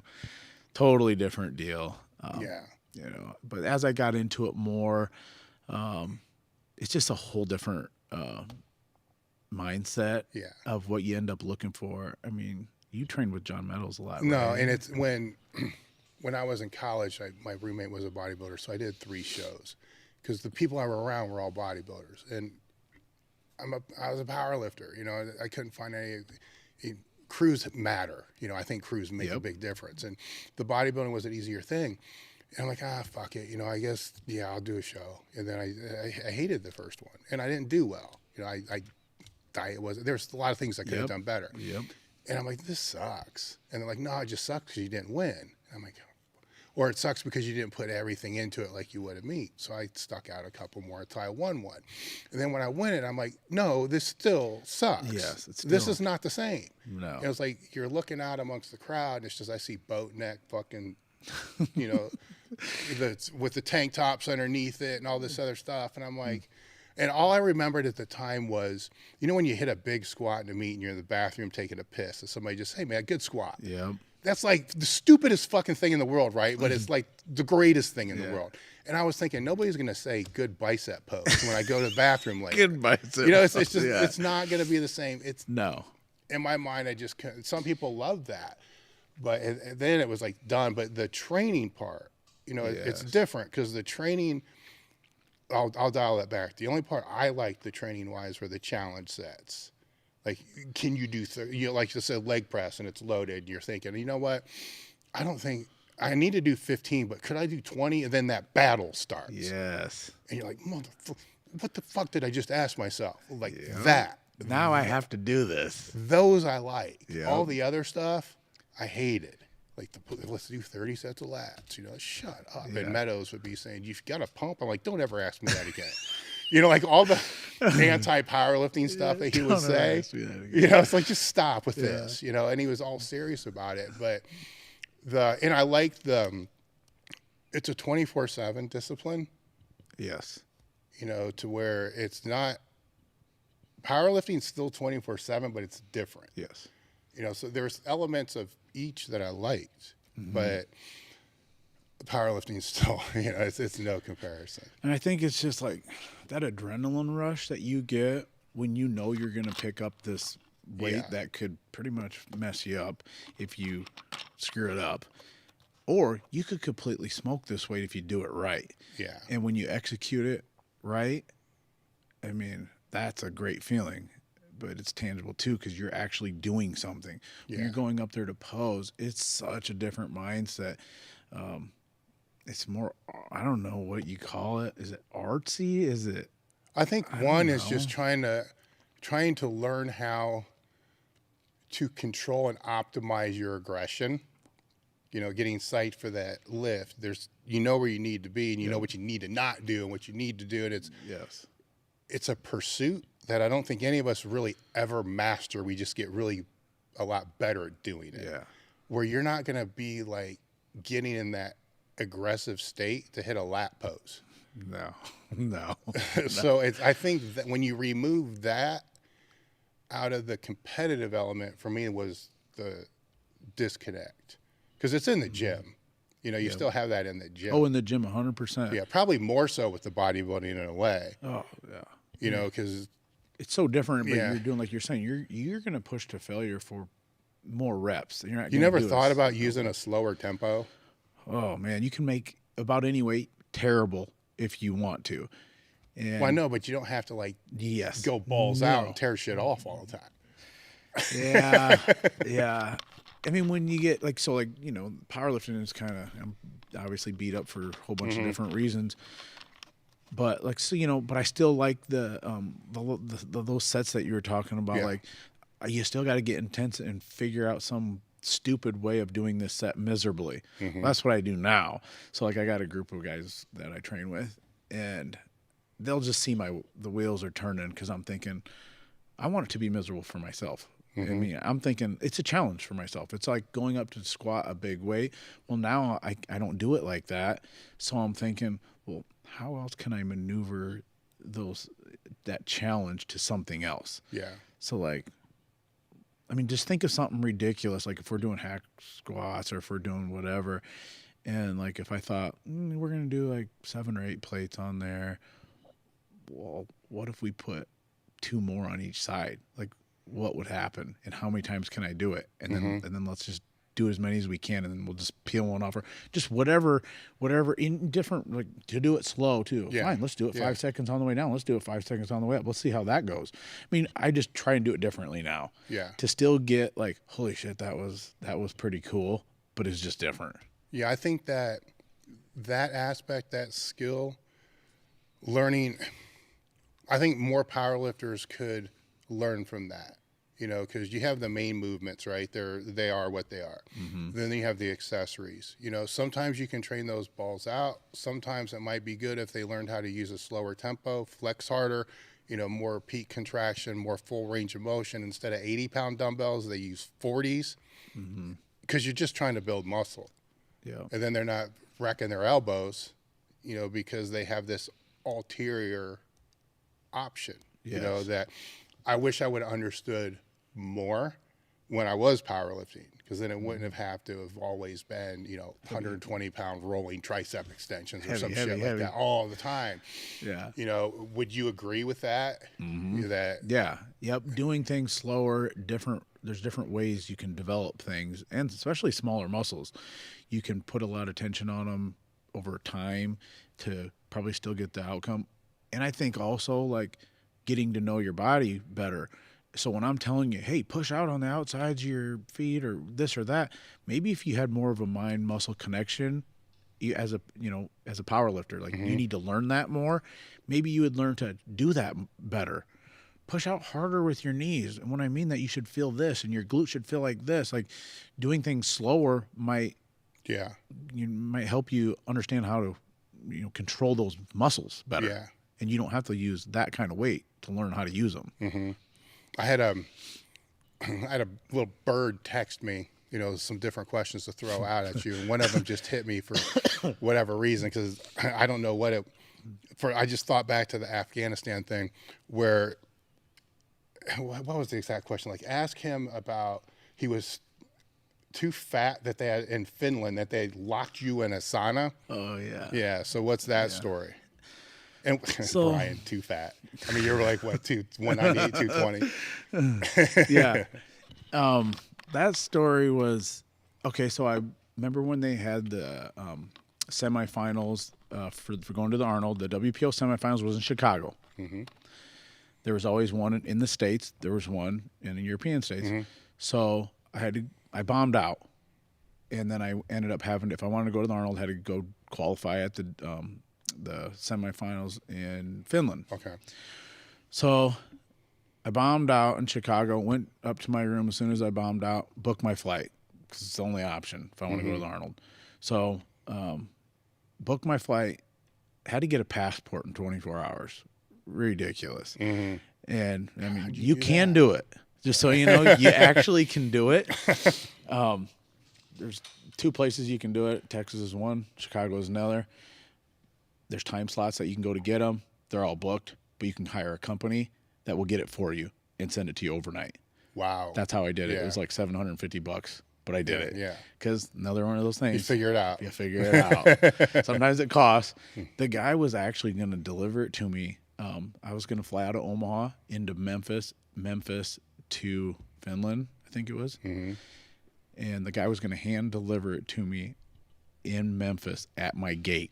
When I got off. That's like risky. I'm like, yeah. But so I go to drive to Omaha to get on my plane, and they're like, you can't get on here unless you have that here. Oh. So they had to mail it to me overnight, and then I left the next day. Well, and then I was cutting to 198 at that time. So I didn't really, I mean, there's time change and everything. So obviously when you get to Finland, so the time change was so off. Well, I just cut the week before, and now I'm having to cut again because, you know, you bag up. So I get to the airport in Memphis, and I'm like fucking hungry. So I'm eating barbecue and all this shit. I didn't realize, like, as soon as I got to Finland and I got there, I had to go weigh in immediately. I didn't know that. I don't know what I was thinking. So you thought you were going to have time to... I was going to have a little bit of time. Yeah. So I'm eating barbecue, you know, I'm just doing my thing. I get to Finland, take a bus to the hotel. I don't even get in the hotel, and Becca's walking out. She's like, Frankl, come on, we got to go weigh you in right now. And I'm like, right now? And I'm thinking, well, this isn't going to go good. So we get on this trolley, and we go to, now they're having the WPC Worlds that whole week as well. So that's going on. I get there. The meet's going on. I go to weigh in, and like I'm way overweight. I'm like 14 pounds overweight. But Rick doesn't see what the scale says. Is like me and Aaron Wilson, one of my teammates, because he was benching at it. We went to weigh in, and I stripped down because I knew I was going to be like, I knew I was over, but I didn't know how far I was over. So like, I'm way over. I didn't tell Rick. Rick looked at me. He's like, what are you at? And I said, I'm close. I didn't tell him what. I just said, I'm close. I'm almost there. And he goes, oh, okay, well, go get your stuff. Let's get in the sauna or whatever. And so I'm like, all right. Well, I don't know how many hours I was in there, but I was in there for a long time. And they closed. The meet was over. Everybody was gone. There was like one guy at the event center that they were having it at, and he was waiting for me. And Rick kept stalling, not knowing what I was really trying to lose. But I was sitting in the sauna, and I mean, you can't breathe in the damn things, especially, you know, and I was literally in there for in and out for hours because, 14 pounds, I didn't like take diuretics. I didn't do like the normal thing that I should do. I didn't have time to prep for it. So it was literally just like miserable, like just no plan, just go get it out the hard way, So they're standing outside the door, and Aaron and Rick, Rick's got to be a little shit about everything, So he's fucking holding the door shut, looking in the window because you can see me in there. He's looking in the window. He's drinking Gatorade, And then like Aaron got a towel wet, and he like opened the door and threw the towel in just so I could like put my face in it so I could breathe because I couldn't even breathe the air, And they just wouldn't let me out. So eventually I finally made weight, but that was one of the most miserable times ever making weight. And it wasn't that I cut that much weight because 14 pounds is no big deal. Yeah. It's how you had to do it. It's how I did it. It was terrible because the most I've cut, I think, was 24. And I weighed 222 to make 98. But yeah, that was the story of Rick being an ass while I was cutting weight. And how'd the meet go? The meet went okay. I mean, I squatted, I don't know, mid-8s. Well, okay, rewind. Yeah. So 2 guys from Finland beat me when I went to Canada for that Worlds. Remember Calgary, Canada, when we were talking about going to Worlds? So, like, I only did, like, 2 meets with Rick, and then I went overseas. Well, that Worlds that I did, 2 guys beat me. It was Tattoo Evola, which I don't know if you remember him, and Ika Mersu, both guys from Finland. So it was great because they were there. Yeah. And I'm like, I get to lift against you guys. And I was just working my ass off when I was overseas, and I was thinking about beating them and how I wanted to compete against them again someday. And so it was great. They were in actually the weight class above me because it was a middleweight class, so they were above me, but I was still in the middleweight class. So like I was 198, they were 220. Yeah. But I ended up beating both of them, and that was what I wanted to do. And so that qualified me for the Arnold too. Yeah. And I mean, like, I didn't have the money at this time. Like, I had no money to be buying the $750 passport thing on top of the, $2,000 last minute plane ticket. So the prize money was yours. So I was basically like, I have to win because I don't have the money. I have to win. So, and that worked out too. So it was, so it worked out. With Rick, how did your relationship over the years grow? With Rick, when I first met Rick, what I liked about Rick is that he was what you saw. So many people are one way in front of your face, and they're so different behind your back. And I liked Rick because it didn't matter if we thought the same on things. I just liked that he was real. Like, I at least can look at this guy and talk to this guy, and I know where he's at, and he knows where I'm at. And I respect that. It isn't about what he believes and what I believe. It's like, I just like the guy because he's real, and I wish there was just more real people like that. So that's really why what I liked about Rick. But at the same time, when I got introduced to Rick, I could tell he wasn't really like a happy person, like there was something missing. I didn't really know what, because I didn't know his background or anything, And I'm like, one thing I'm going to do coming here is because I get this opportunity to do here, and I feel grateful for being able to come and do that. I'm going to show appreciation to this guy because so many people are just used to it. I think they kind of take it maybe for granted a little bit, not purposely, but sometimes he just gets taken for granted, man. And I'm like, you guys don't know what you got here. Like, you need to be appreciative of this guy. So, I always like, you know, like if we did meets, we're getting trophies. This guy doesn't get anything. I'd like go buy him, like he wore those like gangster golf hat like things, you know. I'd just go get him something, you know. So it's like, hey man, like, you know, I appreciate what you do for me, you know. Every day when I left, I'd tell him thanks. It might sound weird or cheesy or whatever, but like I don't care.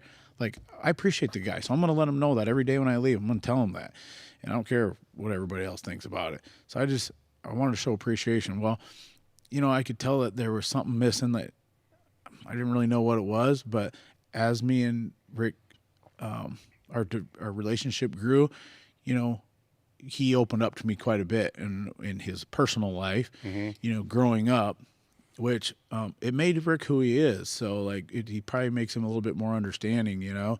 He didn't really trust a lot of people. He grew up on the bad side of North Omaha where, you know, he saw a lot of bad things growing up.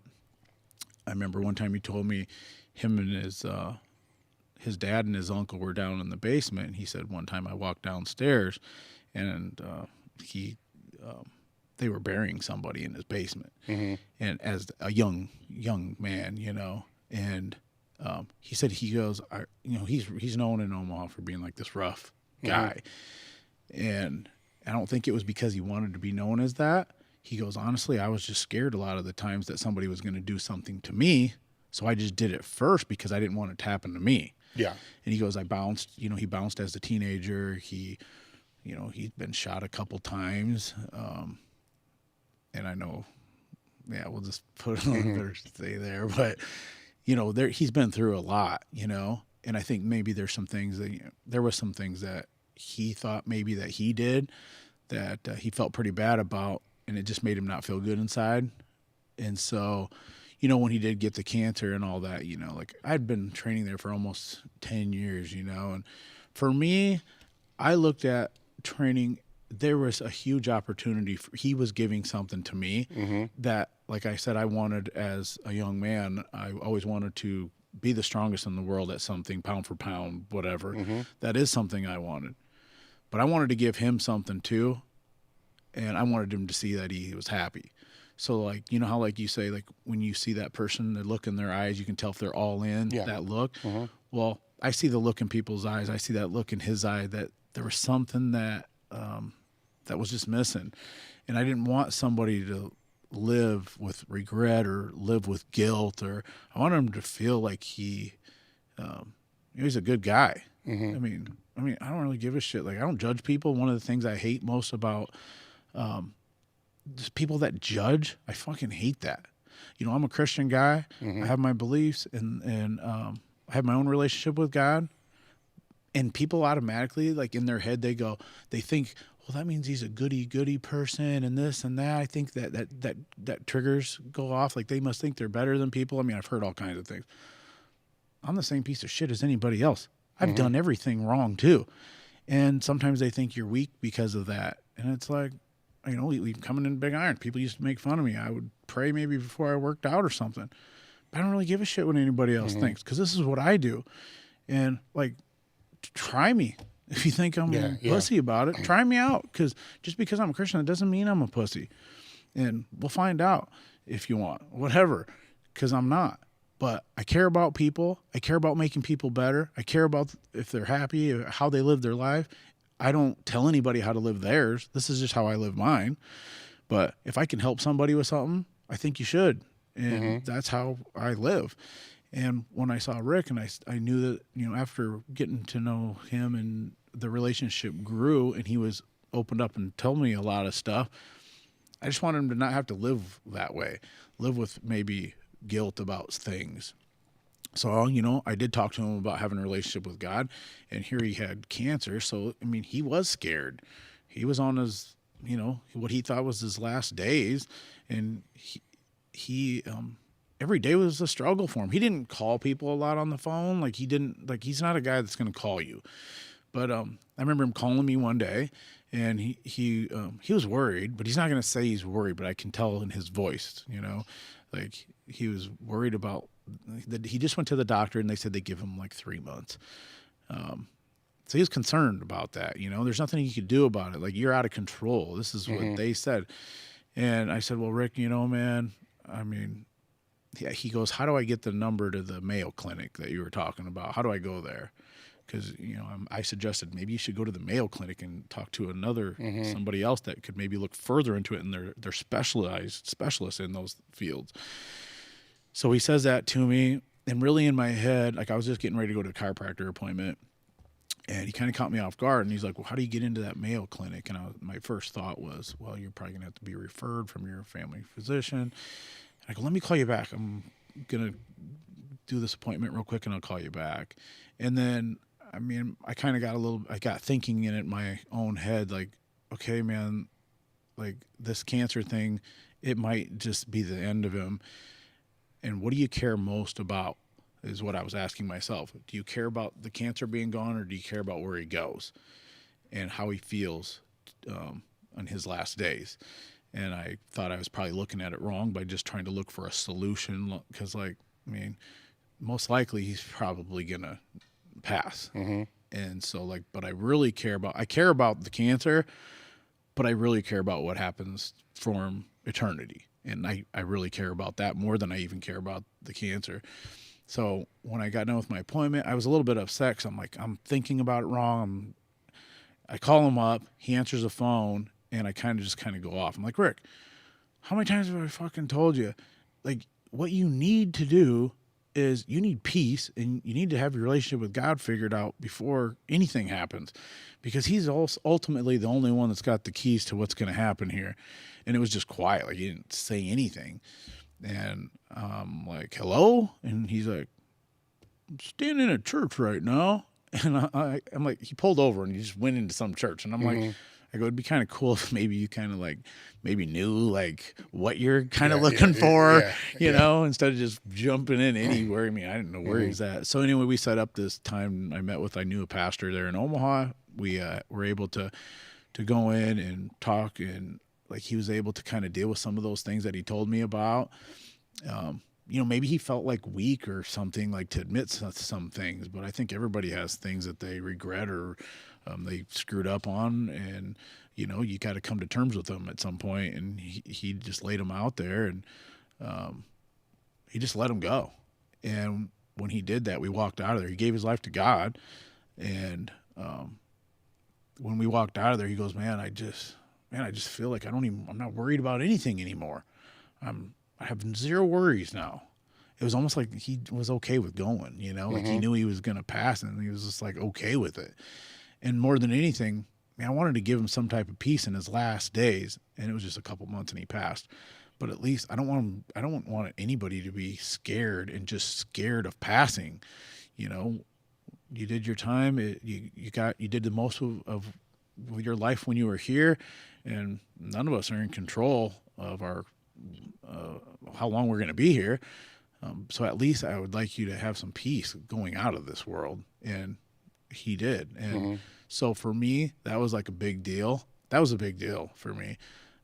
More than training, more than anything, because when I went there the first time and I saw that there was something I could just feel in him that wasn't right, I just wanted to be able to offer him something that he didn't have. And he offered me some things that I would have never even been able to do. So like basically we kind of complimented each other. So no, that's a huge deal, right? Because had you not been the lifter that you were, you may not have been able to get that message to him. Yeah. You see what I'm saying? So if he didn't have those 10, 15 years of seeing you pray, you know, in the gym, you wouldn't have been able to get that message. There's so many things that have to come to that tipping point for that to be able to happen, you know, which is a huge gift, you know, to somebody that's going to pass 2 months later. Yeah. And like at the beginning, you know, I know with Rick, like he's the type of guy where like words aren't going to really mean a lot, but like your actions are going to mean more.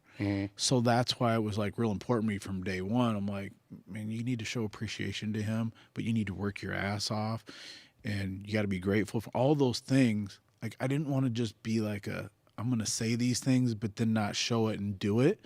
I need to say it, but then I need to also do it, because that might be, you know, like they say, like you might be the only book somebody ever reads, you know? And like that was maybe, he needed to know like you were legit. You can't just take somebody for their word, but if I can see that you can live this way, then I can see that and I can believe that. But I can't do it by just somebody saying something, So he had to prove it to him. And I knew that, and I expected that, because that's okay, because it should be that way. So that's kind of what I wanted to be able to give to him, and that was honestly the best thing about being a big iron for me. Honestly, by far, better than any championships, any whatever. That was my best moment for Rick that day. He gave his life to God. That was what I was there for, 100%. With how did the big iron, after he passed, how because you have big iron, right? It's not his big iron, it's your big iron. Yeah. So was there a conversation about that? It's what was it, I don't want to say was it planned, but was it? Yeah, it was, like when people are getting ready to pass, they start to like give you stuff. Yeah. And it's like they must feel something or know something. I don't know. It's weird. But he started like giving me stuff when I'd be leaving the gym. He'd be like, take this, or, and I'm like, no, this is yours. What the fuck am I going to do with it? It's not mine. It's yours. And so I just wouldn't. But then towards the last couple months, he was, you need to start Big Iron Gym in Sioux City. Just call it Shawn Frankl's Big Iron. That's what you need to call it. And at that point, my brain was just so far. Yeah. I'm like, I don't even want to fucking talk about that. I'm like, that's not what, I don't even want to talk about that.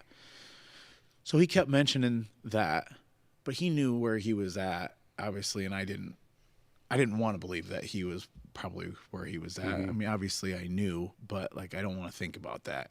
And maybe I was more like, when it happens, then I'll deal with it. But like, I don't really want to talk about that or think about that, because right now you're here and I just want to deal with that. Maybe that was wrong. I don't know, but that's where I was at. I didn't really want to think about him actually really being gone, but he kept saying, and one time he's like, I got a bunch of equipment. Me and another guy could bring it down, find a place for it. Just find a spot where we could start storing some stuff. We'll start bringing it down.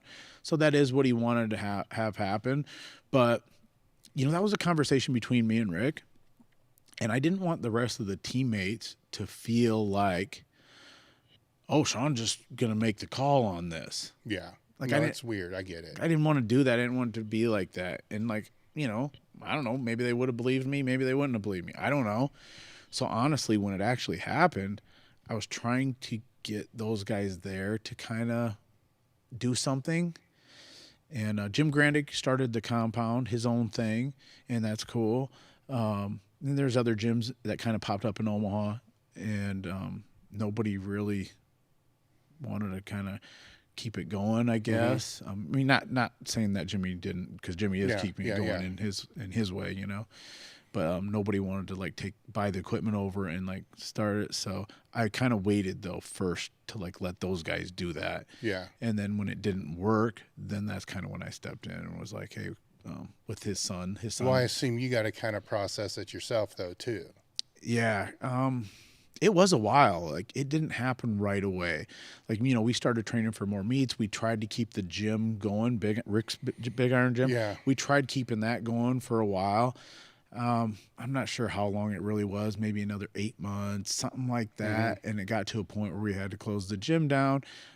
Rick's son, kind of took over it, but it wasn't his deal. That's not his thing. I mean, he really wasn't around most of,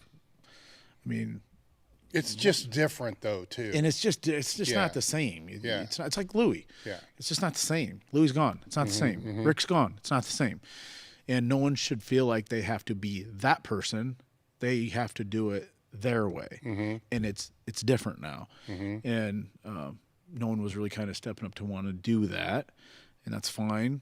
And I told Dickie, his son, has nothing to do with that. I'm like, Dickie, it's okay, man. You don't have to feel like you got to keep it going just because it was your dad's deal, because that's not your deal, and that's okay. So do what you need to do, So anyway, I ended up buying the equipment from him, and it took a while because, it's not like you just started a gym and it just works. Yeah. So, I mean, it took a lot of time for me to process it and to, it was a change. It was a change in my life to quit my job and to start running a gym. It's risky. You don't know if it's going to succeed. You don't know. So I kind of started out doing some personal training. I found a spot for the gym, small, really small, almost like a garage gym, really small. And I started personal training people, and I eventually got to where I just was training so many people that I could quit my job, and then I could just focus on the gym. And then from then on, it just kept growing and developing, and we had to get a bigger place and move, and it's just grown since then. So it's really worked out. How is it? Because your relationship with training changes when you own a gym too. Oh yeah. Like how's that work? Because when you're in there all day long, right? It's like, oh, now I'm supposed to work out at 5:30. Like, man, I've been here since 6 in the morning. Like, how have you navigated that part? So we've had the gym for about 8 years. Yeah. So at the beginning, my training came last, because our business is first, and I wanted to succeed. And in my thinking, it's like I got to make this work because I want to pass on Rick's legacy. This is kind of still about Rick. Yeah. If it stops here, I don't want it to stop here. So my training came last. I was personal training. I would go to work. I still had my job. I'd get done working in about 2, 3 in the afternoon, and then I'd go to the gym until 3 to midnight, just training people. And my training would be 11 to 12 at night, the last hour when you don't feel like training. And then I'd get up, had to be at work, at 6 o'clock in the morning. And so I did that for a while until I got to the point where it's I quit my job. And now I could just train more people. So now I'm doing what you're saying. Now I'm just training people from 6 to, all different hours. And then I was training in the evening. And then we've just grown over the time. My training has came last. But, in the last several years now, we've gotten to a point where now we've grown to have enough members where I can train. My goal was always to I don't want to train 1 million people. That is not what I want to do. I want to oversee this gym. I want to run this gym, but I want to show up and be I like being at the gym.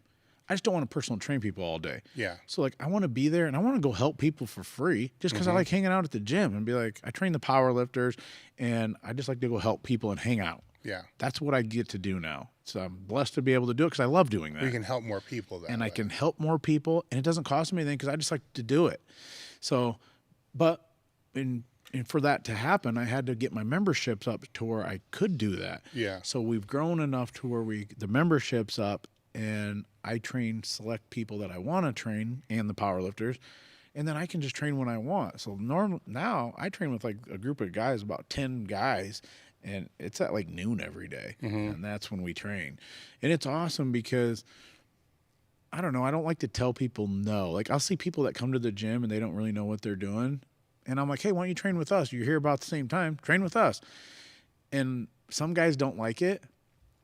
But when they came in and they were that guy, they loved, oh my gosh, I can't believe I get to train with you guys. Yeah. Well, you were that guy before. So don't forget that. So when I'm inviting this guy, don't bitch because you used to be that guy and I let you in here. And now we got a whole group of guys. And honestly, it's, we train hard, but it's that group train, the camaraderie thing. We got a good group and the camaraderie. I feel I don't know, maybe guys just need a little bit of that because we have that. And it doesn't matter if one guy's got something going on, the guys are there for helping, whatever it is. And it's kind of nice, So. How do you, I don't want to say tame, but how do you embrace and tame the drive that you have? Because I don't believe that ever goes away. We just find different stupid shit to be able to do it with, but you don't want to keep tearing yourself apart in the process, but you will. So have you found the answer? No. I tore this tricep off, this bicep, and had a back surgery in the last 8 months. Yeah. So it's not really working too good. Yeah. I don't know. I just love doing it. You can't change. I love doing this. Yeah. I don't know what to say. I love doing this. I'm always going to do this as long as I can possibly do this. And I am going to have to change the way I do it. I tell myself that anyway. I'm trying to think smart here. You got to like change the way you do it somewhat. But I enjoy doing it. And sometimes I also don't want to tell myself, well, you can't do this. I don't want to tell myself that either, because then you get into a bad way of thinking. Yeah. So like, I don't know. I think a lot of what we do is thinking. Like we get older and we're thinking, oh man, I can't do that anymore and this anymore. Well, why? You know, I took a little break off of deadlifting for like a year because I felt like I thought I was about to tear something in my hamstring. Ended up being my lower back, the nerve that runs down my glute. Yeah. But I thought I was about to tear something that my hamstring that ties into my glute into your sit bone. Yeah. And so I'm like, well, I'll take a little break of deadlifting. Well, that was the worst thing because my back started getting worse and worse and worse. Mm-hmm. So now I got this micro discectomy done, and I'm like, I'm going to start deadlifting. That's exactly what I'm going to start doing. So I started doing it again, and it's just feeling better and better. Mm-hmm. So it's like, well, you know, like what Louie used to say, you know, it's broke because it's weak or whatever saying thing is. Well, it's true. I mean, it's not going to get better if it's weak. Mm-hmm. You better make it strong. So, you know, I'm working on those things. I do probably need to get surgery on this other one. I got a MRI this next week on this one because this one healed up really good, the tricep. So, I mean, I'm like back to like trying to, you know, bench somewhat heavy, but this one's just not agreeing. But I think if I have surgery on this one, hopefully it will be back. Yeah, going good. the curse and blessing that I've had was right around 2004. You know, I can't grab a bar. You know, I physically it needs to be replaced. I'm not doing that because I've seen zero success with that one. You know, hips, they're replaced. I got that done. Fine. Shoulders, I've seen nobody get a total replacement that could do shit. I'm like, I don't focus so much on the things I can't do. I focus on the things that I can, right? But there's some things I can't, and I accept that. So the trick that I found to kind of navigate it is don't do things I know I can compare to what I used to do in the past. Like don't fucking normal floor press because I know what bad is. Yeah. I know what my bad is, right? And it's like, oh God, it's so depressing sometimes. Mm-hmm. So man, I used to do this shit for 32 and I just did it for like one really painful. I try to avoid that, you know, as much as I can, and then come up with the things that, you know, I'll put in my brain, like, oh, if I do this, then I do it with a reverse band. I come out like I can strain like as crazy as hell, and it's almost impossible to get hurt. Almost. Doing this. Doing this. You know, and so then I just start training for those things. You know, it's where for a long time I joke around and say they need to make like a lumber lifting, powerlifting meet, you know, where it's like safety squat bar in a box, you know, board presses like a 2-board, and then pulling deadlifts with the plates on blocks. You know, I can do that shit all the time. I'm good here. You know, the other stuff, but that shit don't go away. No. You know, and it's I've seen too many try to avoid it, and it seems to like come out in other areas, which isn't good. Yeah. You know, we're all fucked up, I suppose, but that's why I don't know. Like, if you're really if you're a power lifter and you retire, how do you retire? Well, listen, Louie used to say, retire from what? You know, it's not like a job, but they're not going to give you a gold watch. I mean, you know, I mean, you're a little different story, a big different story than mine, because Louie would be like, retire from what? You didn't do anything. Well, in your case, you actually did some shit, you know, but it's a weird thing where in your mind, I mean, you've competed since then. What's it like to compete when it's not, because it's raw now, right? So at least you strip that component away, because you kind of know, but you don't. Is the competing, have you been able to change your competitive mindset? You know, instead of beating, well, you already answered this earlier. There was a point where it didn't become about beating the other people. Yeah. You know, has that stayed away when you've gone back to try to compete now? I guess when I look at it now, like when I would compete, I just, it was so different, you know, knowing that, like, I've accepted that, like, I don't even know. This in my head, this is just what I'm thinking. I'm thinking, you know what? I know when I was in my prime and I knew when I had the best coach and I had the best everything to align me to be my best. And I'm not that now, and I'm just not. Mm-hmm. But my desire to love to lift weights is still there, so I love to do that. So like, I know I'm not trying to hit any world records or not trying to do it like that, but I do enjoy just lifting. But let's just say like 1 year everything strings together well. You can't tell me. Don't tell me that. You know what I'm saying? Yeah. Like, No, well, of course. Then you just fuck it. You go for it. Yeah. Like no matter what. Like yeah. I mean, I tore this tendon in my hip off maybe 2 years ago. That one took like a year to like heal up. well, you're getting older, man. This shit takes longer to. But like you're saying, it's like, Yeah. oh, shit's coming together. Would you go do it again? Yeah. Well, of course you would. If it's coming together, yeah. Like you're always thinking, like no matter what's happening, if it's going good, you're thinking, well, fuck, I can do that. Yeah. Like that way of thinking is just probably not ever going to go away, I guess. When's the last time you competed? I think it was like 2 years ago when I tore that off. That was when I did like a full part. I said I did relentless raw, like for Mm-hmm. I mean, I kind of do them for fun. I realized like, like I stopped squatting like and like doing like how I got back into it was, I mean, I had not competed in forever. I don't know, 8 years, 7 years, whatever it was. Like, Oh, wow. like trying to actually up my squat. Mm-hmm. Like I always just did reps. So like I went into like bodybuilding type squatting for reps, right? Like it was like 8 years, something like that. And I was had a meet coming up because we hold a meet every year. It's like February 25th, 26th in-house gym in our gym that we hold. I mean, we have a lot of lifters. We had a couple years ago we had 60 just out of my gym compete. So we have a lot. So I was training some of them, and we were squatting, and so like I'm like, just here, I'll just show you. And that's how I got back to. That's how I competed that time. The last 2 times that I did is because I was trying to show people, and then I'm like, you know what? I'll just start working out with you guys. Well, what happened in these last 2 times that you did? Well, I mean, did you make it through the meet? Yeah. The relentless one, I made it through the meet. What did I bench like? I don't know, 530 something maybe, or 551 something, and then I squatted 705 and pulled 655 and missed 705, I think. That's what I did at Relentless. And so then I went into this other meet, and I was opening up at 727, I think it was, or something. Well, 2 weeks before that is when I actually tore this thing in my hip. I knew something happened. I just didn't know how bad it was.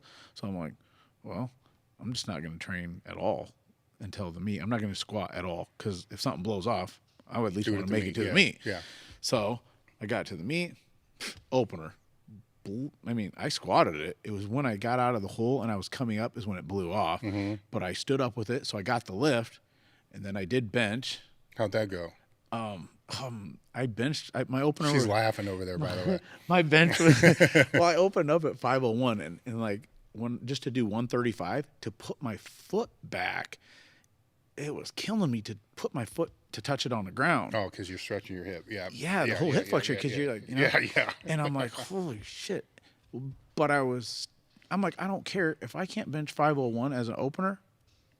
I'm not changing that, because fuck it. Then I deserve to bomb out of this meet. Yeah.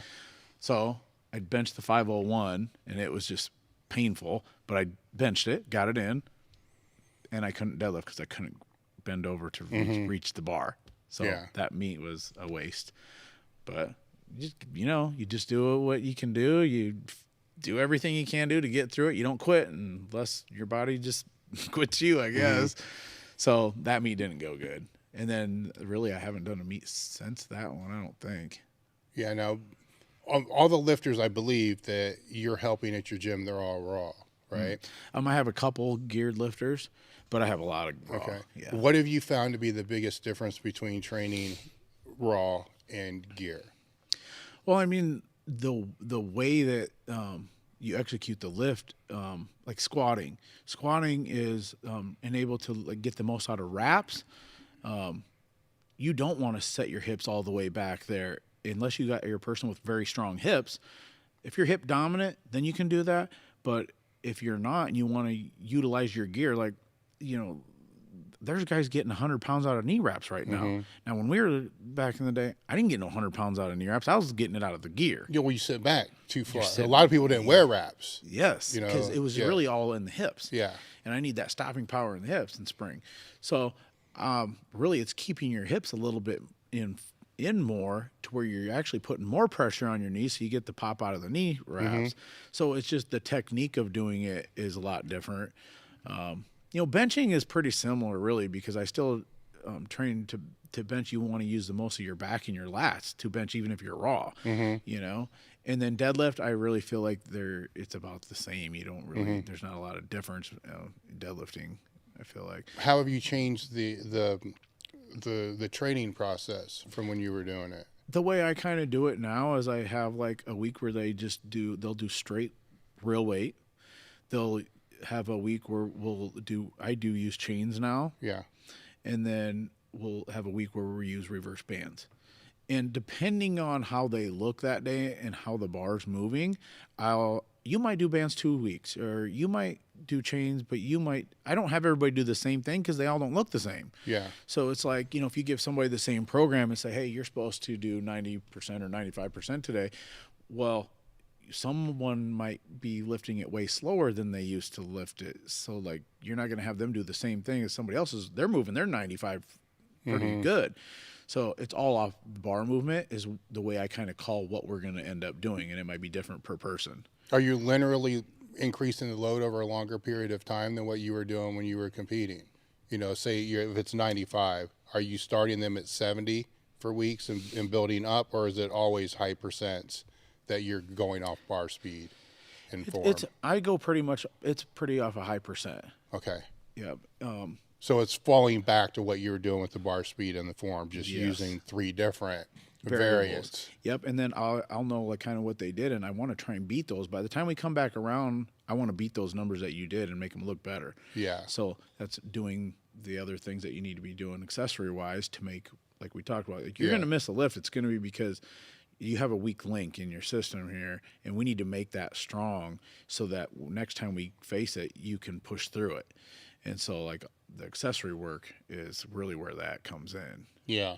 So with the squat, is the heaviest week before the meet, the reverse band, and then you would have a deload then the meet? Or do you start to pull the chains out? You know, because if it's, I believe, straight weight, you said, right? Straight weight, chain, and then reverse band. How's that break down into the last weeks before meet? Last week before meet, so like basically the week before the meet, really, we do have like a deload. Yeah. It's like I give them that deload. The week before that, I'll take them up to their last, that normally is their last heavy reverse band set. So like they might go to like 95% straight weight, and I'll even give them more reverse band, and it's going to tax their central nervous system pretty good, but they got that next week off, and by the time they come to the meet, it's almost like it's enough time to recover, but it's not too long. You haven't not felt heavy weight for long enough to where it's going to make you feel like, oh crap, this feels really like a big load, you know. Did you change anything? I assume. How does the bench work? Because the boards are not going to be as relevant raw as it is with shirt. Yeah, there's just a lot. I still use boards and everything, but they're just a lot smaller jumps. So I do, like, depends on where people's weak points are. You know, it's not like they got to do a 3 and a 2 and a 1. Like, they don't always have to do those exact numbers, but like we might work in a range that they need to build, and whatever that range is for different people. I mean, I might have them do more sets in that range. So if it's 2 board, we need to get stronger in this area. You'll be doing more of those. But I'll do a lot, and with raw, you'll do a lot more sets, obviously, you know, full range. You're doing a lot of more full range stuff, building the explosion all the way through. But I'll use chains on that a lot too. So you get used to pushing harder on the way up as the lengths come up. So you're still tricking your body. Or I'll do a lot of bands from the bottom. So it's kind of the same similar thing, minus not the reverse bands, but I'll do raw, just straight weight for so many weeks. And then we'll go, instead of alternating weeks, I'll go, we'll just start out with just flat, just raw, real weight benching. And then I might add in bands, and then we might add in 3 weeks of chains or 2 weeks of chains, not too many weeks. And then we'll come back around. And normally it's trained them, especially through the chain weeks. I learned that it just teaches them to push harder on the way up and not just the same speed. Yeah. So it kind of develops them to push harder. And yeah. What have you found? Because you corrected yourself and said not too many weeks. What have you found is too many weeks? I feel like if you go over 3 weeks, that's too many weeks. Yeah. You start to kind of go backwards is what I found. Yeah. And then the deadlift. Deadlift, I just use the same program a lot that I was telling you that me and Caslow kind of put together, but I'll add in little variables depending on where that person's getting stuck. Yeah. So if it's, below the knee, is it above? And then also it's a lot of positioning. So it's like when they usually get stuck, their position changes again. And it's like, well, why is your position changing? And we would kind of define, okay, look at this is why, this is the weak link here. This is what's happening. And your body's in this position, so you can't lock that out. Like, say you're a guy that's pulling conventional and he comes up off the floor, great, but all of a sudden his hips are too far back, so no matter what he does, he can't lock it out. Yeah. But if I put him in a power rack, his hips are in, and he can lock anything out. So I'm like, you see the position here? Yep. We need to keep your hips in there a little bit more, and so we'll work on those things. Yeah. And you can do it at different ranges, but really it's going to be like in that scenario, it's the changeover from the floor to locking it out, where his hips shoot back. So we'll keep those hips in and just do a lot of, you could do bands too, a lot of different things, but working on, like, you might almost think, don't pull 100% out the floor, because that's not your problem. You pull anything out the floor and then your hips shoot back and then you're screwed, right? So we need to not be in that. We need to fix that. So maybe you pull like 90% off the floor and then go to 100 once you get below the knee. Just depends on what everybody's deal is. I just try and for those wondering, I believe on elitefts.com, Al wrote the deadlift program, the base. So if you search elitefts.com, Al Caslow deadlift program, you're going to find, you're not going to see the nuance that Shawn's talking about here, but the base, I believe it's in there. I could be wrong, but I'm pretty sure I remember the photo, and I kind of remember what was going on with that. Now the accessory piece, that seems to be the biggest change from what you were doing before, because you've tapped on it a couple of times just here in the last 10 or 15 minutes. How do you structure that? Like when they get done doing their pulls? Yeah, well, it's for all lifts, right? All so we go with the squat first, because it's probably easier, because the weak points are just like one or two. I mean, there's not as many. It seems like the squat is like pretty simple, because what people hate doing is working their core. Like, they don't like to do their abs, and they don't like to do heavy abs. Yeah. And when I mean heavy abs, like if you're doing like 100-pound plates and you're on a decline, well, everybody cheats and they let the weight slide down. So like, if I'm not there to maybe like come out and say, watch them, well, that's great, but you're not even working your abs right there. It's like heavy core work. Maybe like we'll do in the rack good mornings. Honestly, I have them use the belt squat for overload stiff leg deadlifts. How? So like anytime I'm trying to work my hamstrings, it's like my lower back would take over, right? So like, but I want to keep the tension on my hamstrings, and I don't want my back to take over. So I will load the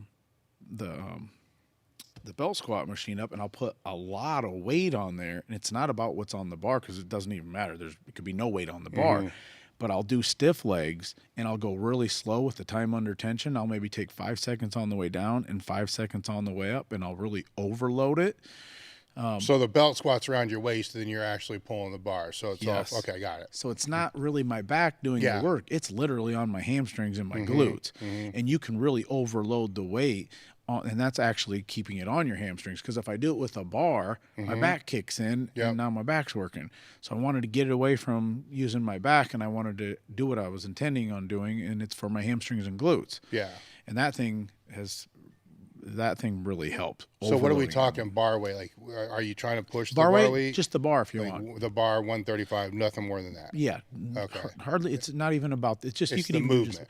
Yes, and it's about putting more weight on the belt squat. Got it. So overload that belt squat. So you got so much weight pulling down on your hips. When you push your butt back and you're stretching your hamstrings, it's all glute and hamstring work. Yeah. And you're going slow, so the time under tension makes it miserable. Yeah. I mean, your legs should be completely shaking. If they're not, you're not having enough weight on there. Yeah, yeah. Okay, so the core hamstrings. And then if that's the secondary stuff, you know, after that, does it just default down into just basic bodybuilding crap? Yep, basically basic bodybuilding stuff. I mean, on the bench too, when we do bench, sometimes we'll do like reverse band board presses. So you'll overload, I'll put a bench in a power rack. We'll put reverse bands on. We might narrow your grip, and we'll overload the bar, and we'll just do like doubles off of like 2 boards and 3 boards. Yeah. And that builds that tricep strength up, and it overloads them. So at the top, it feels pretty heavy. And that's kind of what we did with shirts, but you can do that. I did that when I was over in Afghanistan, and it really helped my bench go up. And so I do implement that into. We do a lot of pin presses from the bottom too, because like a lot of times people don't know how to use their lats to bench. They always seem to be benching with their upper back, and they don't know how to use your lower lats is what you're pushing with. And I found that out a lot. People are not using their lower lats to push with, and they're way bigger. Why would you not be using those? Yeah. So I'll have them get in the power rack and have the bar just about touching their chest, and they're going to start from the bottom, and you're just doing 1 rep, pushing up. That's it. Down, move the next weight up, and I'll have them do about 3 or 4 singles, and you'll kind of just see like, see how close you can get to like a max. But you don't want to do that more than 3 weeks in a row either. Yeah. 'Cause then you can start going backwards. Now, when you're having them work towards the max, it's at what point do you? I had a kid out here the other night that, you know, he was doing speed work, and I said, look, I want you to work up, you know, afterwards, just kind of see where you're at. But as soon as you lose speed, you're done, right? So he gets up to 15 pounds off his PR. Obviously, he wants to do his PR. I'm like, no, man, we're just putting the tip in. It's just the tip, you know, and just kind of like that. So when you're talking those movements like that, it's tough when you're working with other people because they'll fucking miss things. Yeah. You know, and you don't want them to miss things, but you want them to still try. Yeah. You know, so obviously you're watching the bar speed and all the other stuff, but how do you convince them to not be stupid, you know, and miss the, you know? I mean, really, I got to watch them. Yeah. And I basically tell them what to do exactly. And Yeah. I start with something so ridiculously light, so like, because I want them to engage the right muscles when they do it on the first one. And then basically off how the bar moves, I'll just call the second number for them, and then I'll call the last one. And then once we do that, next week when we come in, which now we're only going to do it like 2 more times, I'll only let them start up maybe 5 pounds more on each of them. Yeah. So like they start to feel it. And I kept it like, say you don't end at maybe 100%, but you're at like 95, 96% is what they end with. So as long as they stay in the same groove, they'll get it. Why they'll miss it is because they go out of the groove. Now the ones that stick with this group that you're closer to, how long does it take before they start to get it? You know, by that I mean, we're talking a lot about auto regulation, right? You're trying to teach them how this is supposed to feel, how it's supposed to look. Approximately, with the people that are consistent, showing, you know, all the other things are falling into place. How long to where they get to a point where they're like, no, this is. They agree, like this is where I should shut it down, or there's a little bit more, and there's more that agreeing than not. I mean, I'm pretty good with like, people don't even question a whole lot of what I'm telling them to do. They just do it. Yeah. I don't think they haven't thought that far into it to go, hey, and start questioning me on it, or ask, hey, should it go like this, or is this too much too often? I mean, when I tell them to do something, it's just like they do it. Yeah.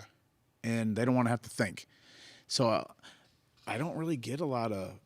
I'm not really saying the pushback, because it's one of the things that I try to put out. I've been trying to put out there for 20 some fucking years now, is that people have to learn how to.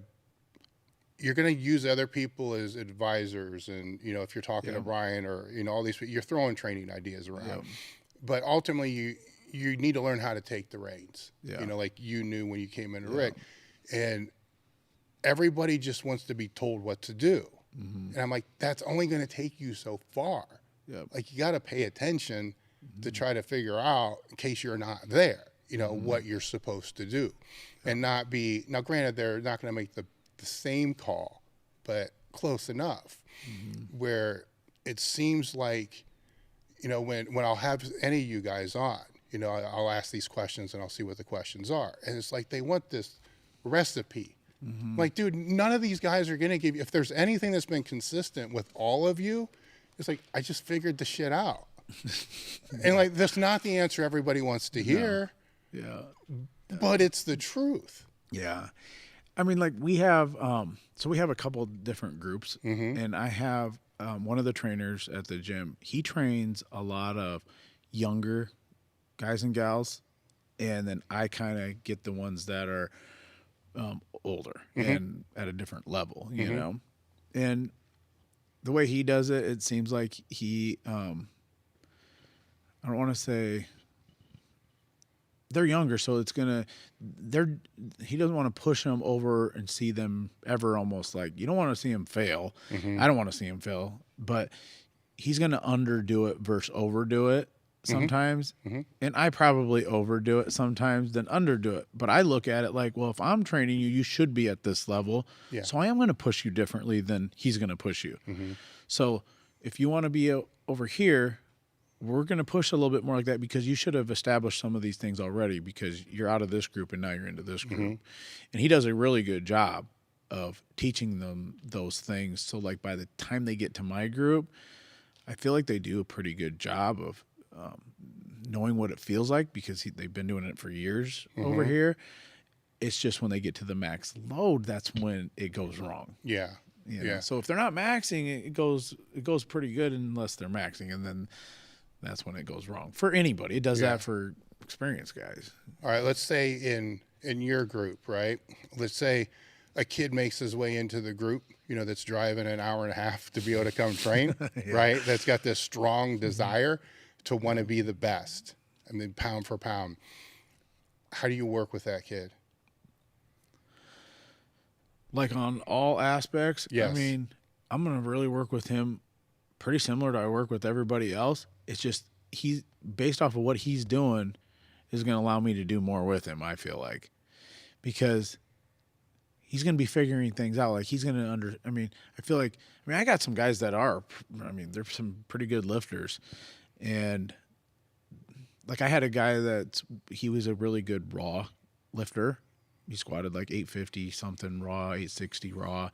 He's like a 308 guy. Benches close to 5 raw, pulls like 750 raw. But when he came in, he never did any of this before. You can tell. So he's came like a long way. Well, he did raw for a long time, and now he's into gear, because he's like, I want to try this too. So now he's learning that completely different form, like sitting into a suit, how far you sit back, how pushing your knees open. I guess any person that comes in, it just depends on them, the exact person, what's going on with them. Because I'm going to train them all intense-wise the same. The intensity is going to be the same. That's another whole thing that it's kind of weird, is how come when you come in and everybody's supposed to be warming up, they're doing their thing, they're getting after it, they're not really getting after it until you start yelling at them. Like, why do I got to yell at you? Why do I got to yell at you to turn it on, to get that extra thing out of you? Don't you want to have that already? Don't you want to be like preparing for that from doing? Anyway, that's a whole nother topic. But yeah, so a guy that would want to come and do those things, I train them all the same. I don't train them different. Train them all the same. I'm just going to you're probably going to keep going when everybody else is reach their limit, you're just going to keep going. I'm going to keep training you the same exact way I train everybody else. If one of these guys starts moving up fast, Oh, like okay. real fast, Yep. you know, like going to, you know, all-time world record status and all that, and you can see that potential coming. Yeah. So what I mean, so they're at a different level. So they might not do as many working sets in ways because they're lifting so much more over their body weight if they're at that level. Yeah. Right. So you got to be a little bit more careful, and the frequency of that big set's going to be less. Yeah. I got a guy that we had a guy. What did he squat 947? I think he weighed 260. Squatted that raw. Yeah. I train him differently. When I was working with him, we didn't go as heavy every single week because he didn't need to. And he's been around. He's done it longer. I mean, he's like 40 years old, you know. And so like I had to peak him differently. We couldn't go as heavy, as frequent as I can the younger ones that aren't at his level. Yeah. You know, those ones you can push harder because they're really not even at their potential, and they can handle more. They're just missing lifts because of stupid reasons. When he misses something, I don't ever take him to miss something. I don't even ever remember him missing a lift, I don't think, honestly. But I give him plenty of time to recover. We don't do as many top sets. I like doing like what I call like 3 real sets where you actually had to try to move this bar, where it was like, I don't want to say a percentage, but like where it was working weight to move the bar. Like 3 sets is what you're getting, and we don't really do more than that.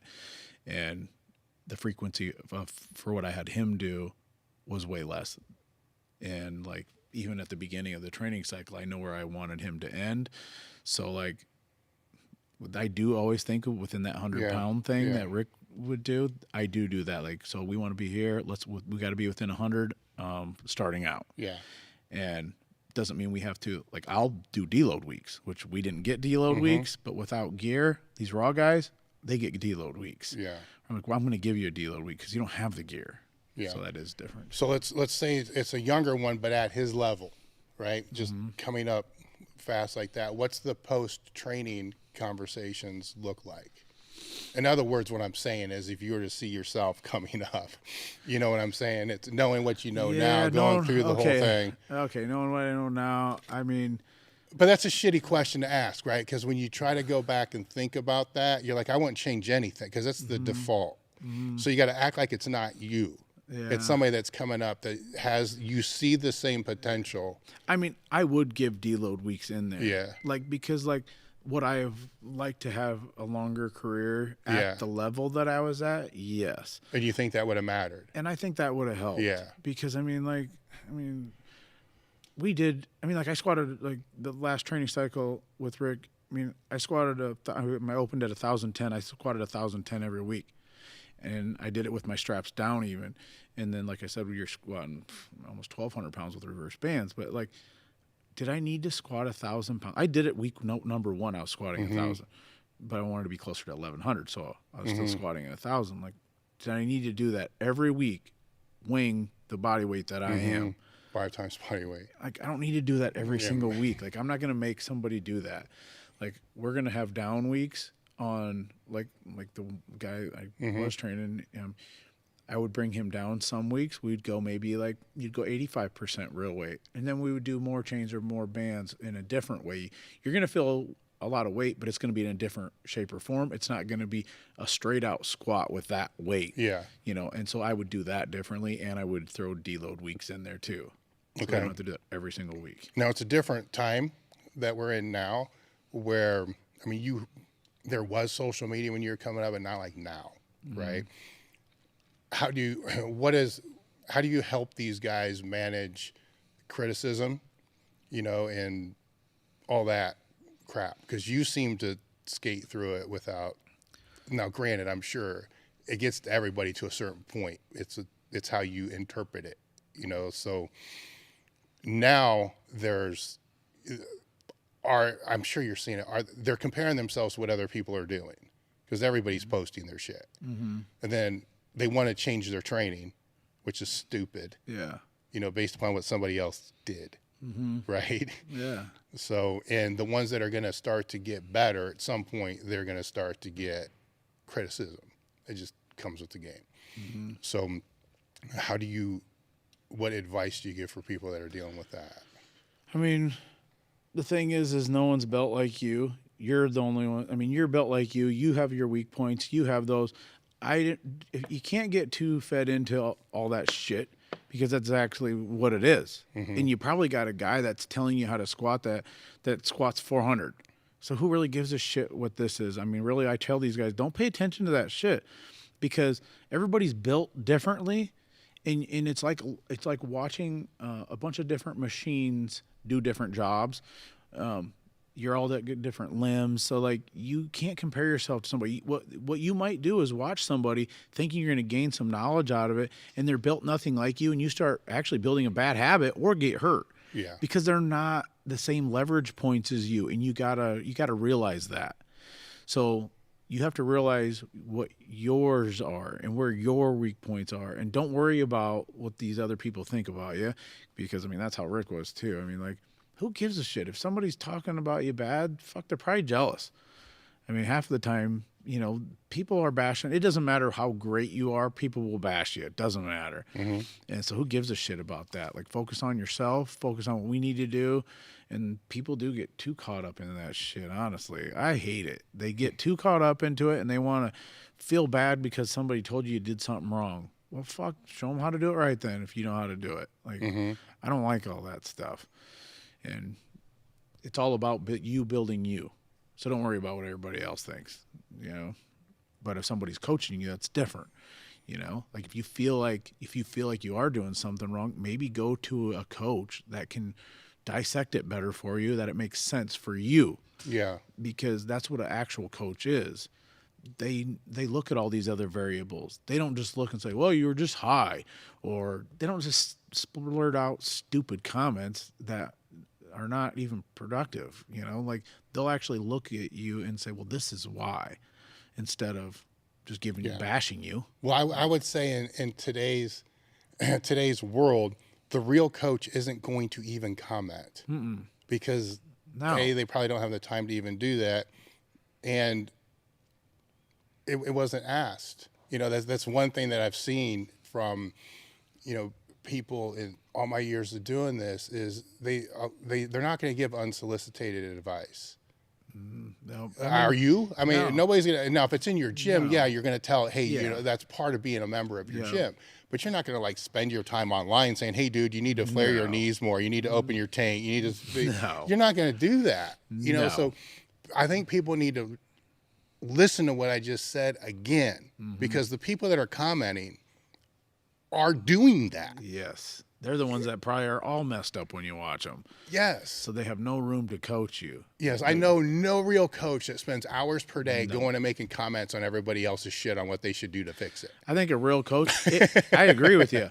And at the same time, if one was to do it, they would be helping you correct it in a way that would be a positive. Probably a DM. You know? You know, it wouldn't be public. Yes. You know, it would be private. Yep. You know, it's how I would see that Yeah. is with, I forgot where my train of thought was going to go with this. Oh, now that you're on the other end, like you're the coach, you know, you're still, we're all still lifters, right? You're still a lifter, but you're on this other end of this relationship now. It's different, but you can still compare them, you know? So if you see one of your lifters break a PR, you know, compared to one of your own PRs, it's yes, it's still different, right? Yeah. But Yeah. sometimes you know a more backstory of somebody's PR. You know, it's different, right? Because now you might see that shitty 315 squat PR that years ago we would have looked at, oh, you just don't pay attention. But now you're seeing it as this person just beat cancer. Yes. You know, and The it's whole story. you see the whole story.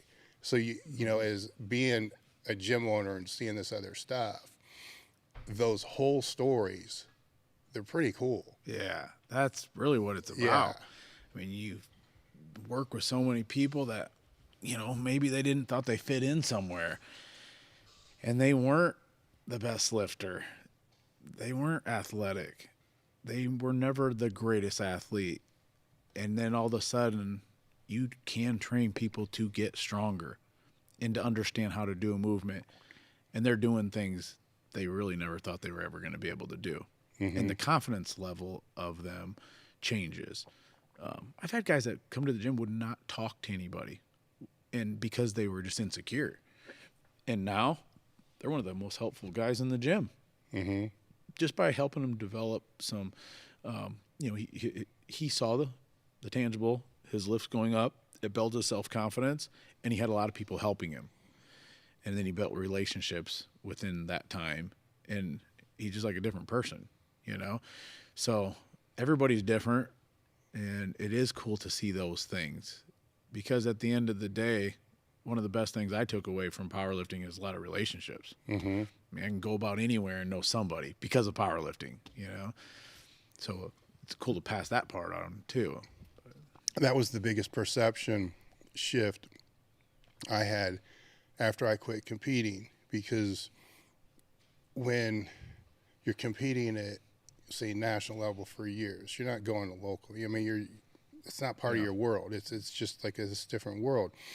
And then you kind of lose track, of what it was like to do it when you're a kid, and what those other things are. And for myself, I probably even kind of looked down on them a little bit, that fucking shitty school, whatever it's going to be. And then, after I parted from the sport, it's twofold, there's injury and partying. It's two things. It's like going through fucking stages of grief, right? So then I don't want to be around it. I don't want to be anywhere like, fuck this shit. You hate it. It's grieving. And what pulled me back in was going to a local meet.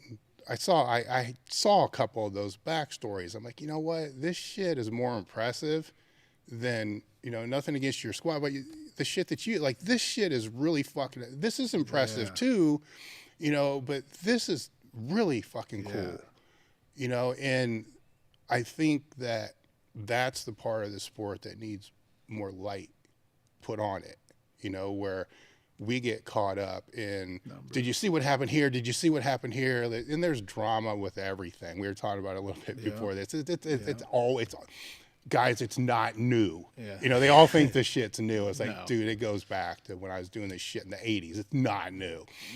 But it takes the light away from what you're talking about. It builds people's confidence.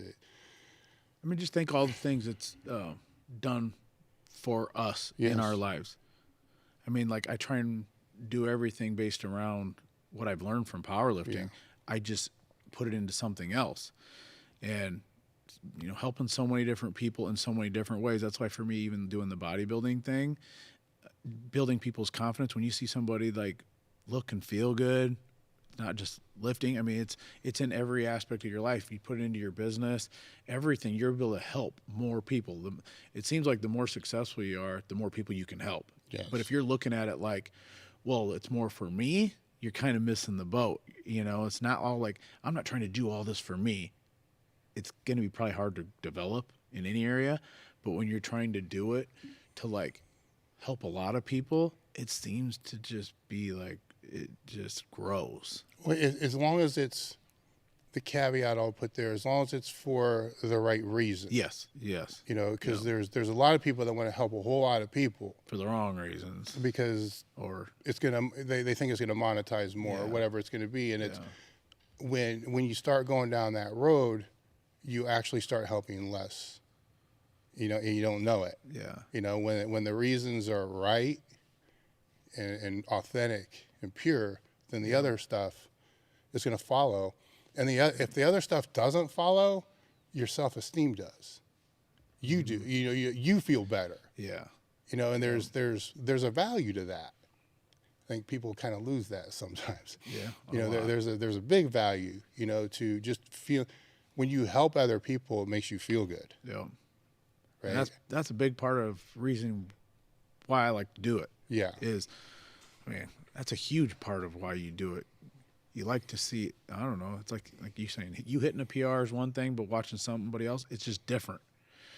And I don't know, when it's about you, it's kind of like short-lived. But when it's somebody else, I don't know. It's like you can always reminisce. I like talking about their successes and where they came from. And see, look, you didn't think you were going to be able to do this, and now you're doing this. You know, having those conversations with them to keep building them up. Somebody that goes around and they're talking about their successes all the time, who wants to be around that person? Yeah. Like, I don't. Well, in some ways, are they just convincing themselves? Or that. You know, I mean, all of us probably need to be reminded at certain times, you know, look, you've gotten through this, and this. Yeah. Because life's hard. Yep.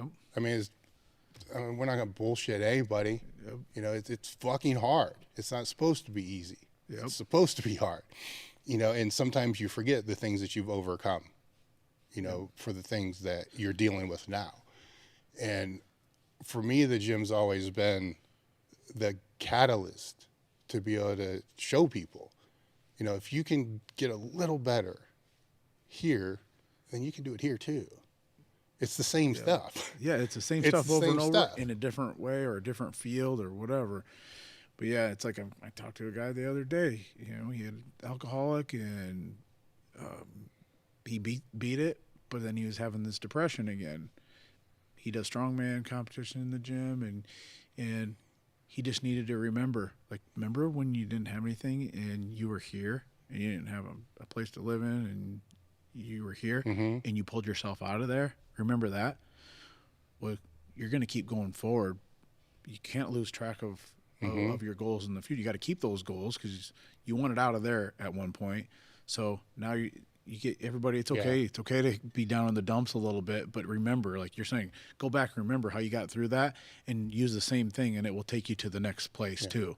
Sometimes you just got to be patient because it doesn't happen overnight. You didn't get there overnight. It doesn't happen overnight, but you'll get there. But you just got to keep on it, keep on reaching, and not. To go back to your own story, not become contempt, you know, contempt with a 1,000-pound squat when you could have squatted 1,100. It's the same thing. It's like mental, it's like your mental talk, your own subconscious or something that you almost battle it. Yeah. You battle your own subconscious sometimes because some things are saying, well, you can't do this or that, or you're never going to be able to do that again, or yeah, you might have done that, but this, and it's like, but what do you believe? Because there's also what's realistic too. There's your thoughts and your feelings, and then there's actually what's actually happening. And to be able to say, no, I don't have to believe that, even though I might feel this way or I'm thinking this way right now, I don't have to believe it. It's my choice. And I can go, no, I'm not going to do that. Like, you know, growing up, my dad would be like, well, if you're going to do something, do it right. And you're not doing it good enough. Nothing was good enough. Well, okay, he's not doing that anymore. And I understand now why he was doing it as a positive and whatever, like we talked about. But at some point in my life, I had to go, when I went to the gym, I was still hearing that though. And I had to be able to go, okay, no, that's not really true. I can decide on what I'm doing instead of listening to what has been going on in my head. So I don't have to listen to that. I can go, no, those things aren't true. I'm actually going to make a choice differently than normal because I'm not letting that control me anymore. I'm going to control it. But I had to make that choice. Yeah. And putting yourself in the positions to have to make that choice. Yes. Because God works a mysterious way. Yeah. Right? So, you know, some things are taken away and you're pissed. And you don't realize until 10 years later why. Yeah. You know, then you look back and like, oh, okay. You know, and that creates frustration looking forward. Yeah. You know, because you're like, okay, what's the plan here? Like, what's going on? The unknown. Yeah. Sometimes it's just unknown. And you don't always get to know everything and how everything's going to work out. A lot of people these days, they want to know the for sure thing. Well, I'll do this if I know I'm going to get this. Well, it doesn't work that way. No. Sometimes you just got to put the work in and just don't give up and just keep plugging away and you'll get there. Just like in the past you've done it and now we can do that again, but you got to keep going. It's just, you know, it is hard. It's not easy. Anything that's going to happen great in your life is probably going to be hard. But like you said, it should be expected that it should be hard. And a lot of people don't want to expect that anymore. Yeah. They want the easy. It shouldn't be this hard. I should just be able to get this or have this. No, you shouldn't. Why should you? Yeah. I don't think that. So let's jump back and then going on, you know, your rise in powerlifting. What were some of the things that you ran into that were hard that people wouldn't have known about? I mean, just some of the, just like the stupid little injuries that, you know, it's like the closer I got to a goal of hitting a certain 100 mark, say benching or whatever, squatting, whatever, the closer I get to it, it seemed like there was something that was, I would get some type of stupid injury. You know, I like tore some of my oblique muscles right before one of the pro-ams, and it's like, man, now I'm not going to be 100% to do this, which I know I'm not ever going to be 100% anyway, but just stupid little things that almost would get in the way of your performance or where you wanted to be. You know, tearing one of my groins, or just like a lot of them for me were just physical things, because mentally I was pretty good, but then you have to also be mental to get over the physical. So when you do get physically hurt, how are you mentally going to handle that? And for me, you have to train around it. You got to find ways to still be successful, even though you're not 100%. And I don't know, really, it was just physical things for me, I think, that were challenging at the time. I didn't have anything like outside of that really flustered me or got in my way. It was just all physical stuff that was just being beat up. You know, like when I did that 700 pounds, came out and jacked my hands up and all that stuff. It was all just physical stuff. Yeah, with the physical stuff, I think you can get to a point to where it just becomes part of the reality, and then it's not so much if it's going to happen, you know it's going to. And then after it does, the only question is like, well, how long is this going to take? Yep, that is what it is. Or if Rick said, hey, you know, if I really actually got hurt and he didn't let me go heavy, that kind of made me mad. But like, he knew better than I did, and I still wanted to go heavy, because in my brain I'm thinking, well, if I don't lift this week, it's going to affect me next week and I'm going to get weaker. Well, no, not necessarily. It actually make you stronger if you do it correctly. And sometimes he would. If he knew I was actually hurt, he'd say, no, we're shutting it down, we ain't doing it anymore. And I'd argue with him. And that is the only time I'd probably argue with him. Yeah. But like, you have to have that to want more. If you're not, you must not want it bad enough. But it was great to have Rick, because he would shut me down. And a lot of times he would, and I would just have to listen to him. Yeah. Because I listened to him when it went good, so I can't not listen to him when it's going bad. Yeah. Like, I have to still listen to him. When I was coming up, especially when I was younger, pretty much my whole life, it's calmed down since I got over 50, I suppose. Everybody's given me counsel on why training shouldn't be part of my life.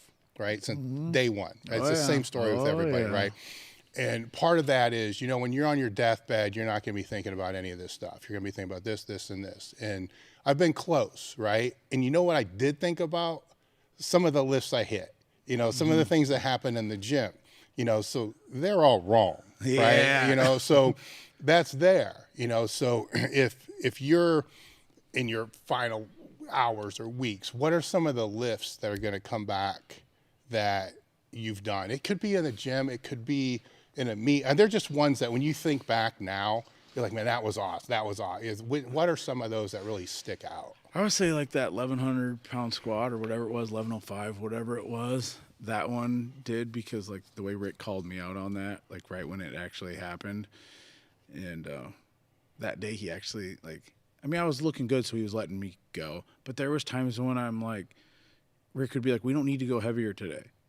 And like that day. Yeah. And I said, well, I don't really care, because I like powerlifting and that's what I'm here for. And I just drove an hour and a half and I feel great today, so let's keep going. And he's like, well, we just need to peak it further me, you know, like, he doesn't want to say like, he didn't really want to say no, but he was trying to say, let's just call it good, and not, you know, probably two things were going really good. He doesn't want to go until something goes bad. Yeah. You know, so he's probably being smart. But I'm like, Rick, I don't care if this is the meet day or not. I lift because I enjoy lifting weights, and today I feel great, so just let's keep going. And then so he'd be forced to he wouldn't be forced, but he'd be like, yeah, okay, all right, fine. Because he already probably knew in my head I was already set on it, and so he probably already knew that. And I didn't do that often, because I didn't. I mean, I pretty much was just listening to him. But those days where you do feel like extra good, and you just want to man, I just want to go because I want to see, today might be the day, and it might not feel like this in a meet. And so, like, to get him to let me do it, like, that day, I remember that day, what it was like. I don't know. One of the moments, I guess, was my last deadlift at the Pro-Am, that 780 that I deadlifted. It kind of meant a lot to me because, like, at that point in time, I wasn't going down to Big Iron to deadlift, and I was doing it at home because at that time in my church, the youth group, the youth pastor was gone, and so they needed some help. So I figured, you know what, man, I felt like I should be helping out. Like, I'm like, I got to help these guys, these young kids. I mean, like, I feel like I should help them out. Well, it's Wednesday night when I normally deadlift. And church started at like 7, you know, we got done at like, by the time I got out of there and whatever, it was probably 9 o'clock. Well, then I would go deadlift. So here it is like 9:30, 10 before I really start getting going, you know? And I was getting done at like midnight, and I had to do all these freaking pulls. I was like the only one in the gym. So I did this whole training cycle, like just doing it by myself in the gym at, you know, from 10 to midnight. And it sucked. And it just sucked. And I didn't have a deadlift bar. It was just a regular bar, stiff bar. So that day of the meet come up, and that 780, and that was the most I ever pulled. There was no chance that I was not pulling that. And I remember looking at the bar and remembering every single week I stayed at the gym until midnight by myself, doing this whole workout by myself. And I'm thinking, the last thing that's going to happen today is that motherfucker ain't coming off the ground. I'm pulling that no matter what. And it just came right up, and it was like so easy. It's like, I wish it would have been like 800, you know? But it was just the principle, like, you know, sometimes it was just worth it. And it gave me that much fuel. When I got up there, I was fueled up. So moments like that, I think about, I don't know. I mean, a lot of the time I remember at the WPCs, I talk to the guys sometimes about this because, you know, it's like when you know you kind of are there, when you have that confidence about you, it's not cockiness, it's confidence. I never talked crap, like never talked. I don't. It's just I don't like that. I think you should be humble, out loud, but sometimes the talking in your head doesn't have to be that way. And mine was, I was always humble on the outside, but inside this day, I was going to squat 1,008, and it was at the WPC. It was in Florida, I think it was, that year. And I just remember when they had the bar loaded, and they're like, bar loaded, and you come out from the wall, you know, and I just remember seeing that weight, just like 1,008, just right there. And I just remember looking at it, which I don't normally look at the bar, because I just lifted it. I didn't ever look. For some reason, that time, I looked at the bar, and I just looked at the plates. And then I looked at the audience, and I was like, these people are going to see fucking this weight move right now and watch this. And then I just went up there and just lifted it. But that didn't happen normally. I didn't normally do that. Like, but those are some of the certain moments that I guess thought a little bit differently at that moment than I just normally did. Normally I was just thinking about tight, be in your form, went through your checklist, and you just did it. And that's just normally what I thought. But those are a couple moments where something else. Yeah, but those moments where you're just tight, just going through your checklist and doing all that, they all blur together. Yes. You know, these other ones kind of pop stand out. Those are the ones. Those are the ones that you're going to remember forever. You know, and the relationships, obviously, you know, that's all those other things in the gym bullshit talks. Well, I do remember one other one, I'll tell you, that Brian Carroll can get a kick out of. Okay. That son of a bitch. He was supposed to bag me up for that program when I did the 198 and told 2630. He was supposed to IV bag me up. I made weight. I went to his door, and I'm knocking on his door, and he didn't answer his door. It's gonna make Brian look really good. And I couldn't get a hold of him. I'm like pissed. I'm like, that son of a bitch is supposed to bag me up, and I just made weight, and I can't wait. I need to get bagged up immediately. So I'm like, fuck it, I'll just go do it myself. So I'm going back to the room, and I'm like, gonna do it myself, right? So I get back to the room. A couple buddies of mine stayed in the room with me. One was actually from here in town, and he was over in Afghanistan with me, and he lives in Cincinnati, so he'd always drive and watch my meets. So he was staying in my room. Well, I'm about to bag up, and I'm getting an IV bag ready, and I'm getting ready to do it, and he's like, what are you doing? And I'm like, I'm just going to do it myself because Brian wasn't supposed to do it.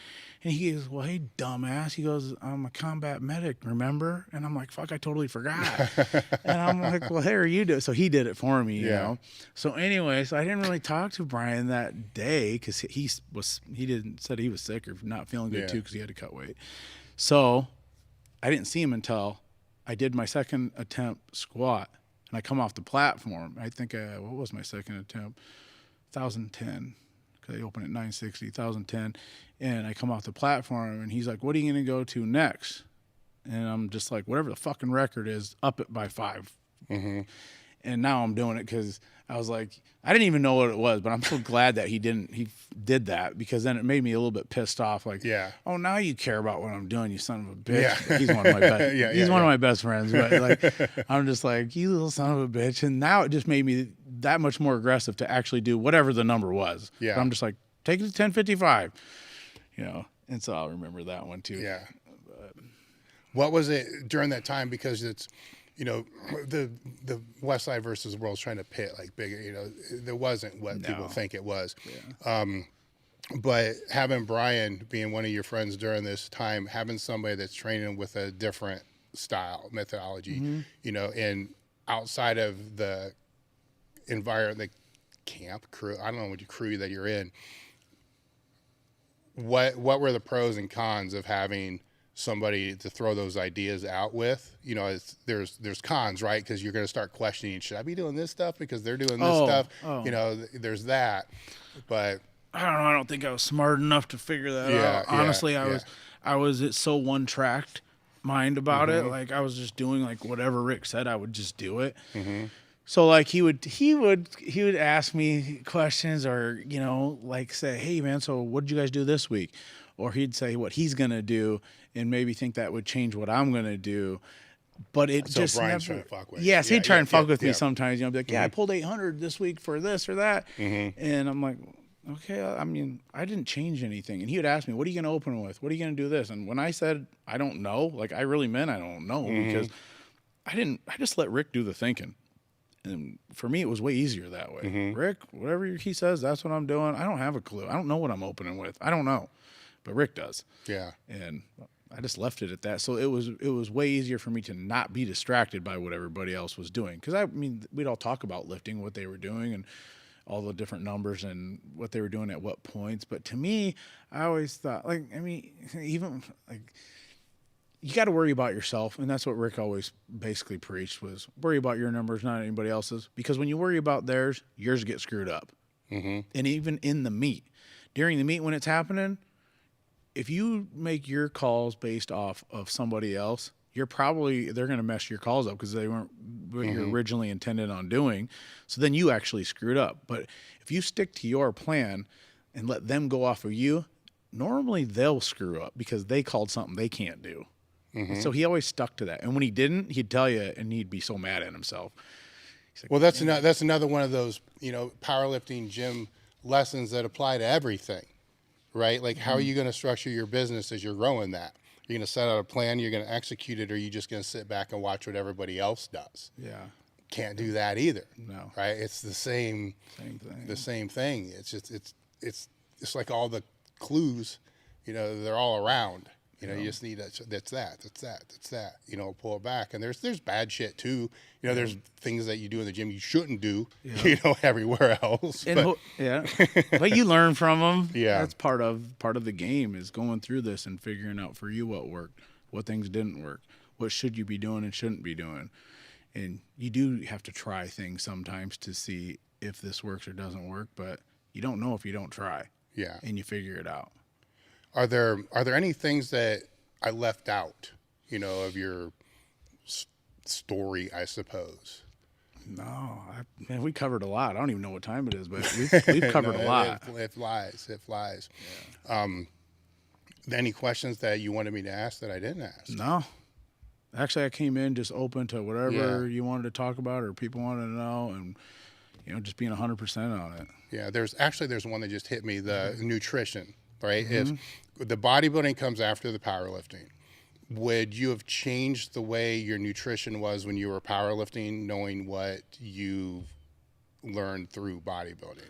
Knowing what I know now, yes, I would have. Back then, it was like I always mainly just cared about how much protein I was taking in and trying to take in as many calories as possible, which really I probably took in less than I thought. I was eating worse. Yeah. But I probably took in less because I'd ate all these big meals. Like I'd eat 3 huge meals, but like that's not going to get me the calorie intake that I maybe wanted to be at. So like now I'll eat several meals, or when I was bodybuilding, I ate several meals, and it was just a regimen, you know, every 3 hours you're eating. And it was like you almost built up your stomach to be able to handle that amount of food, which I never did that. I could only eat so much back then. Yeah. It's because I wasn't eating every 3 hours and doing it properly.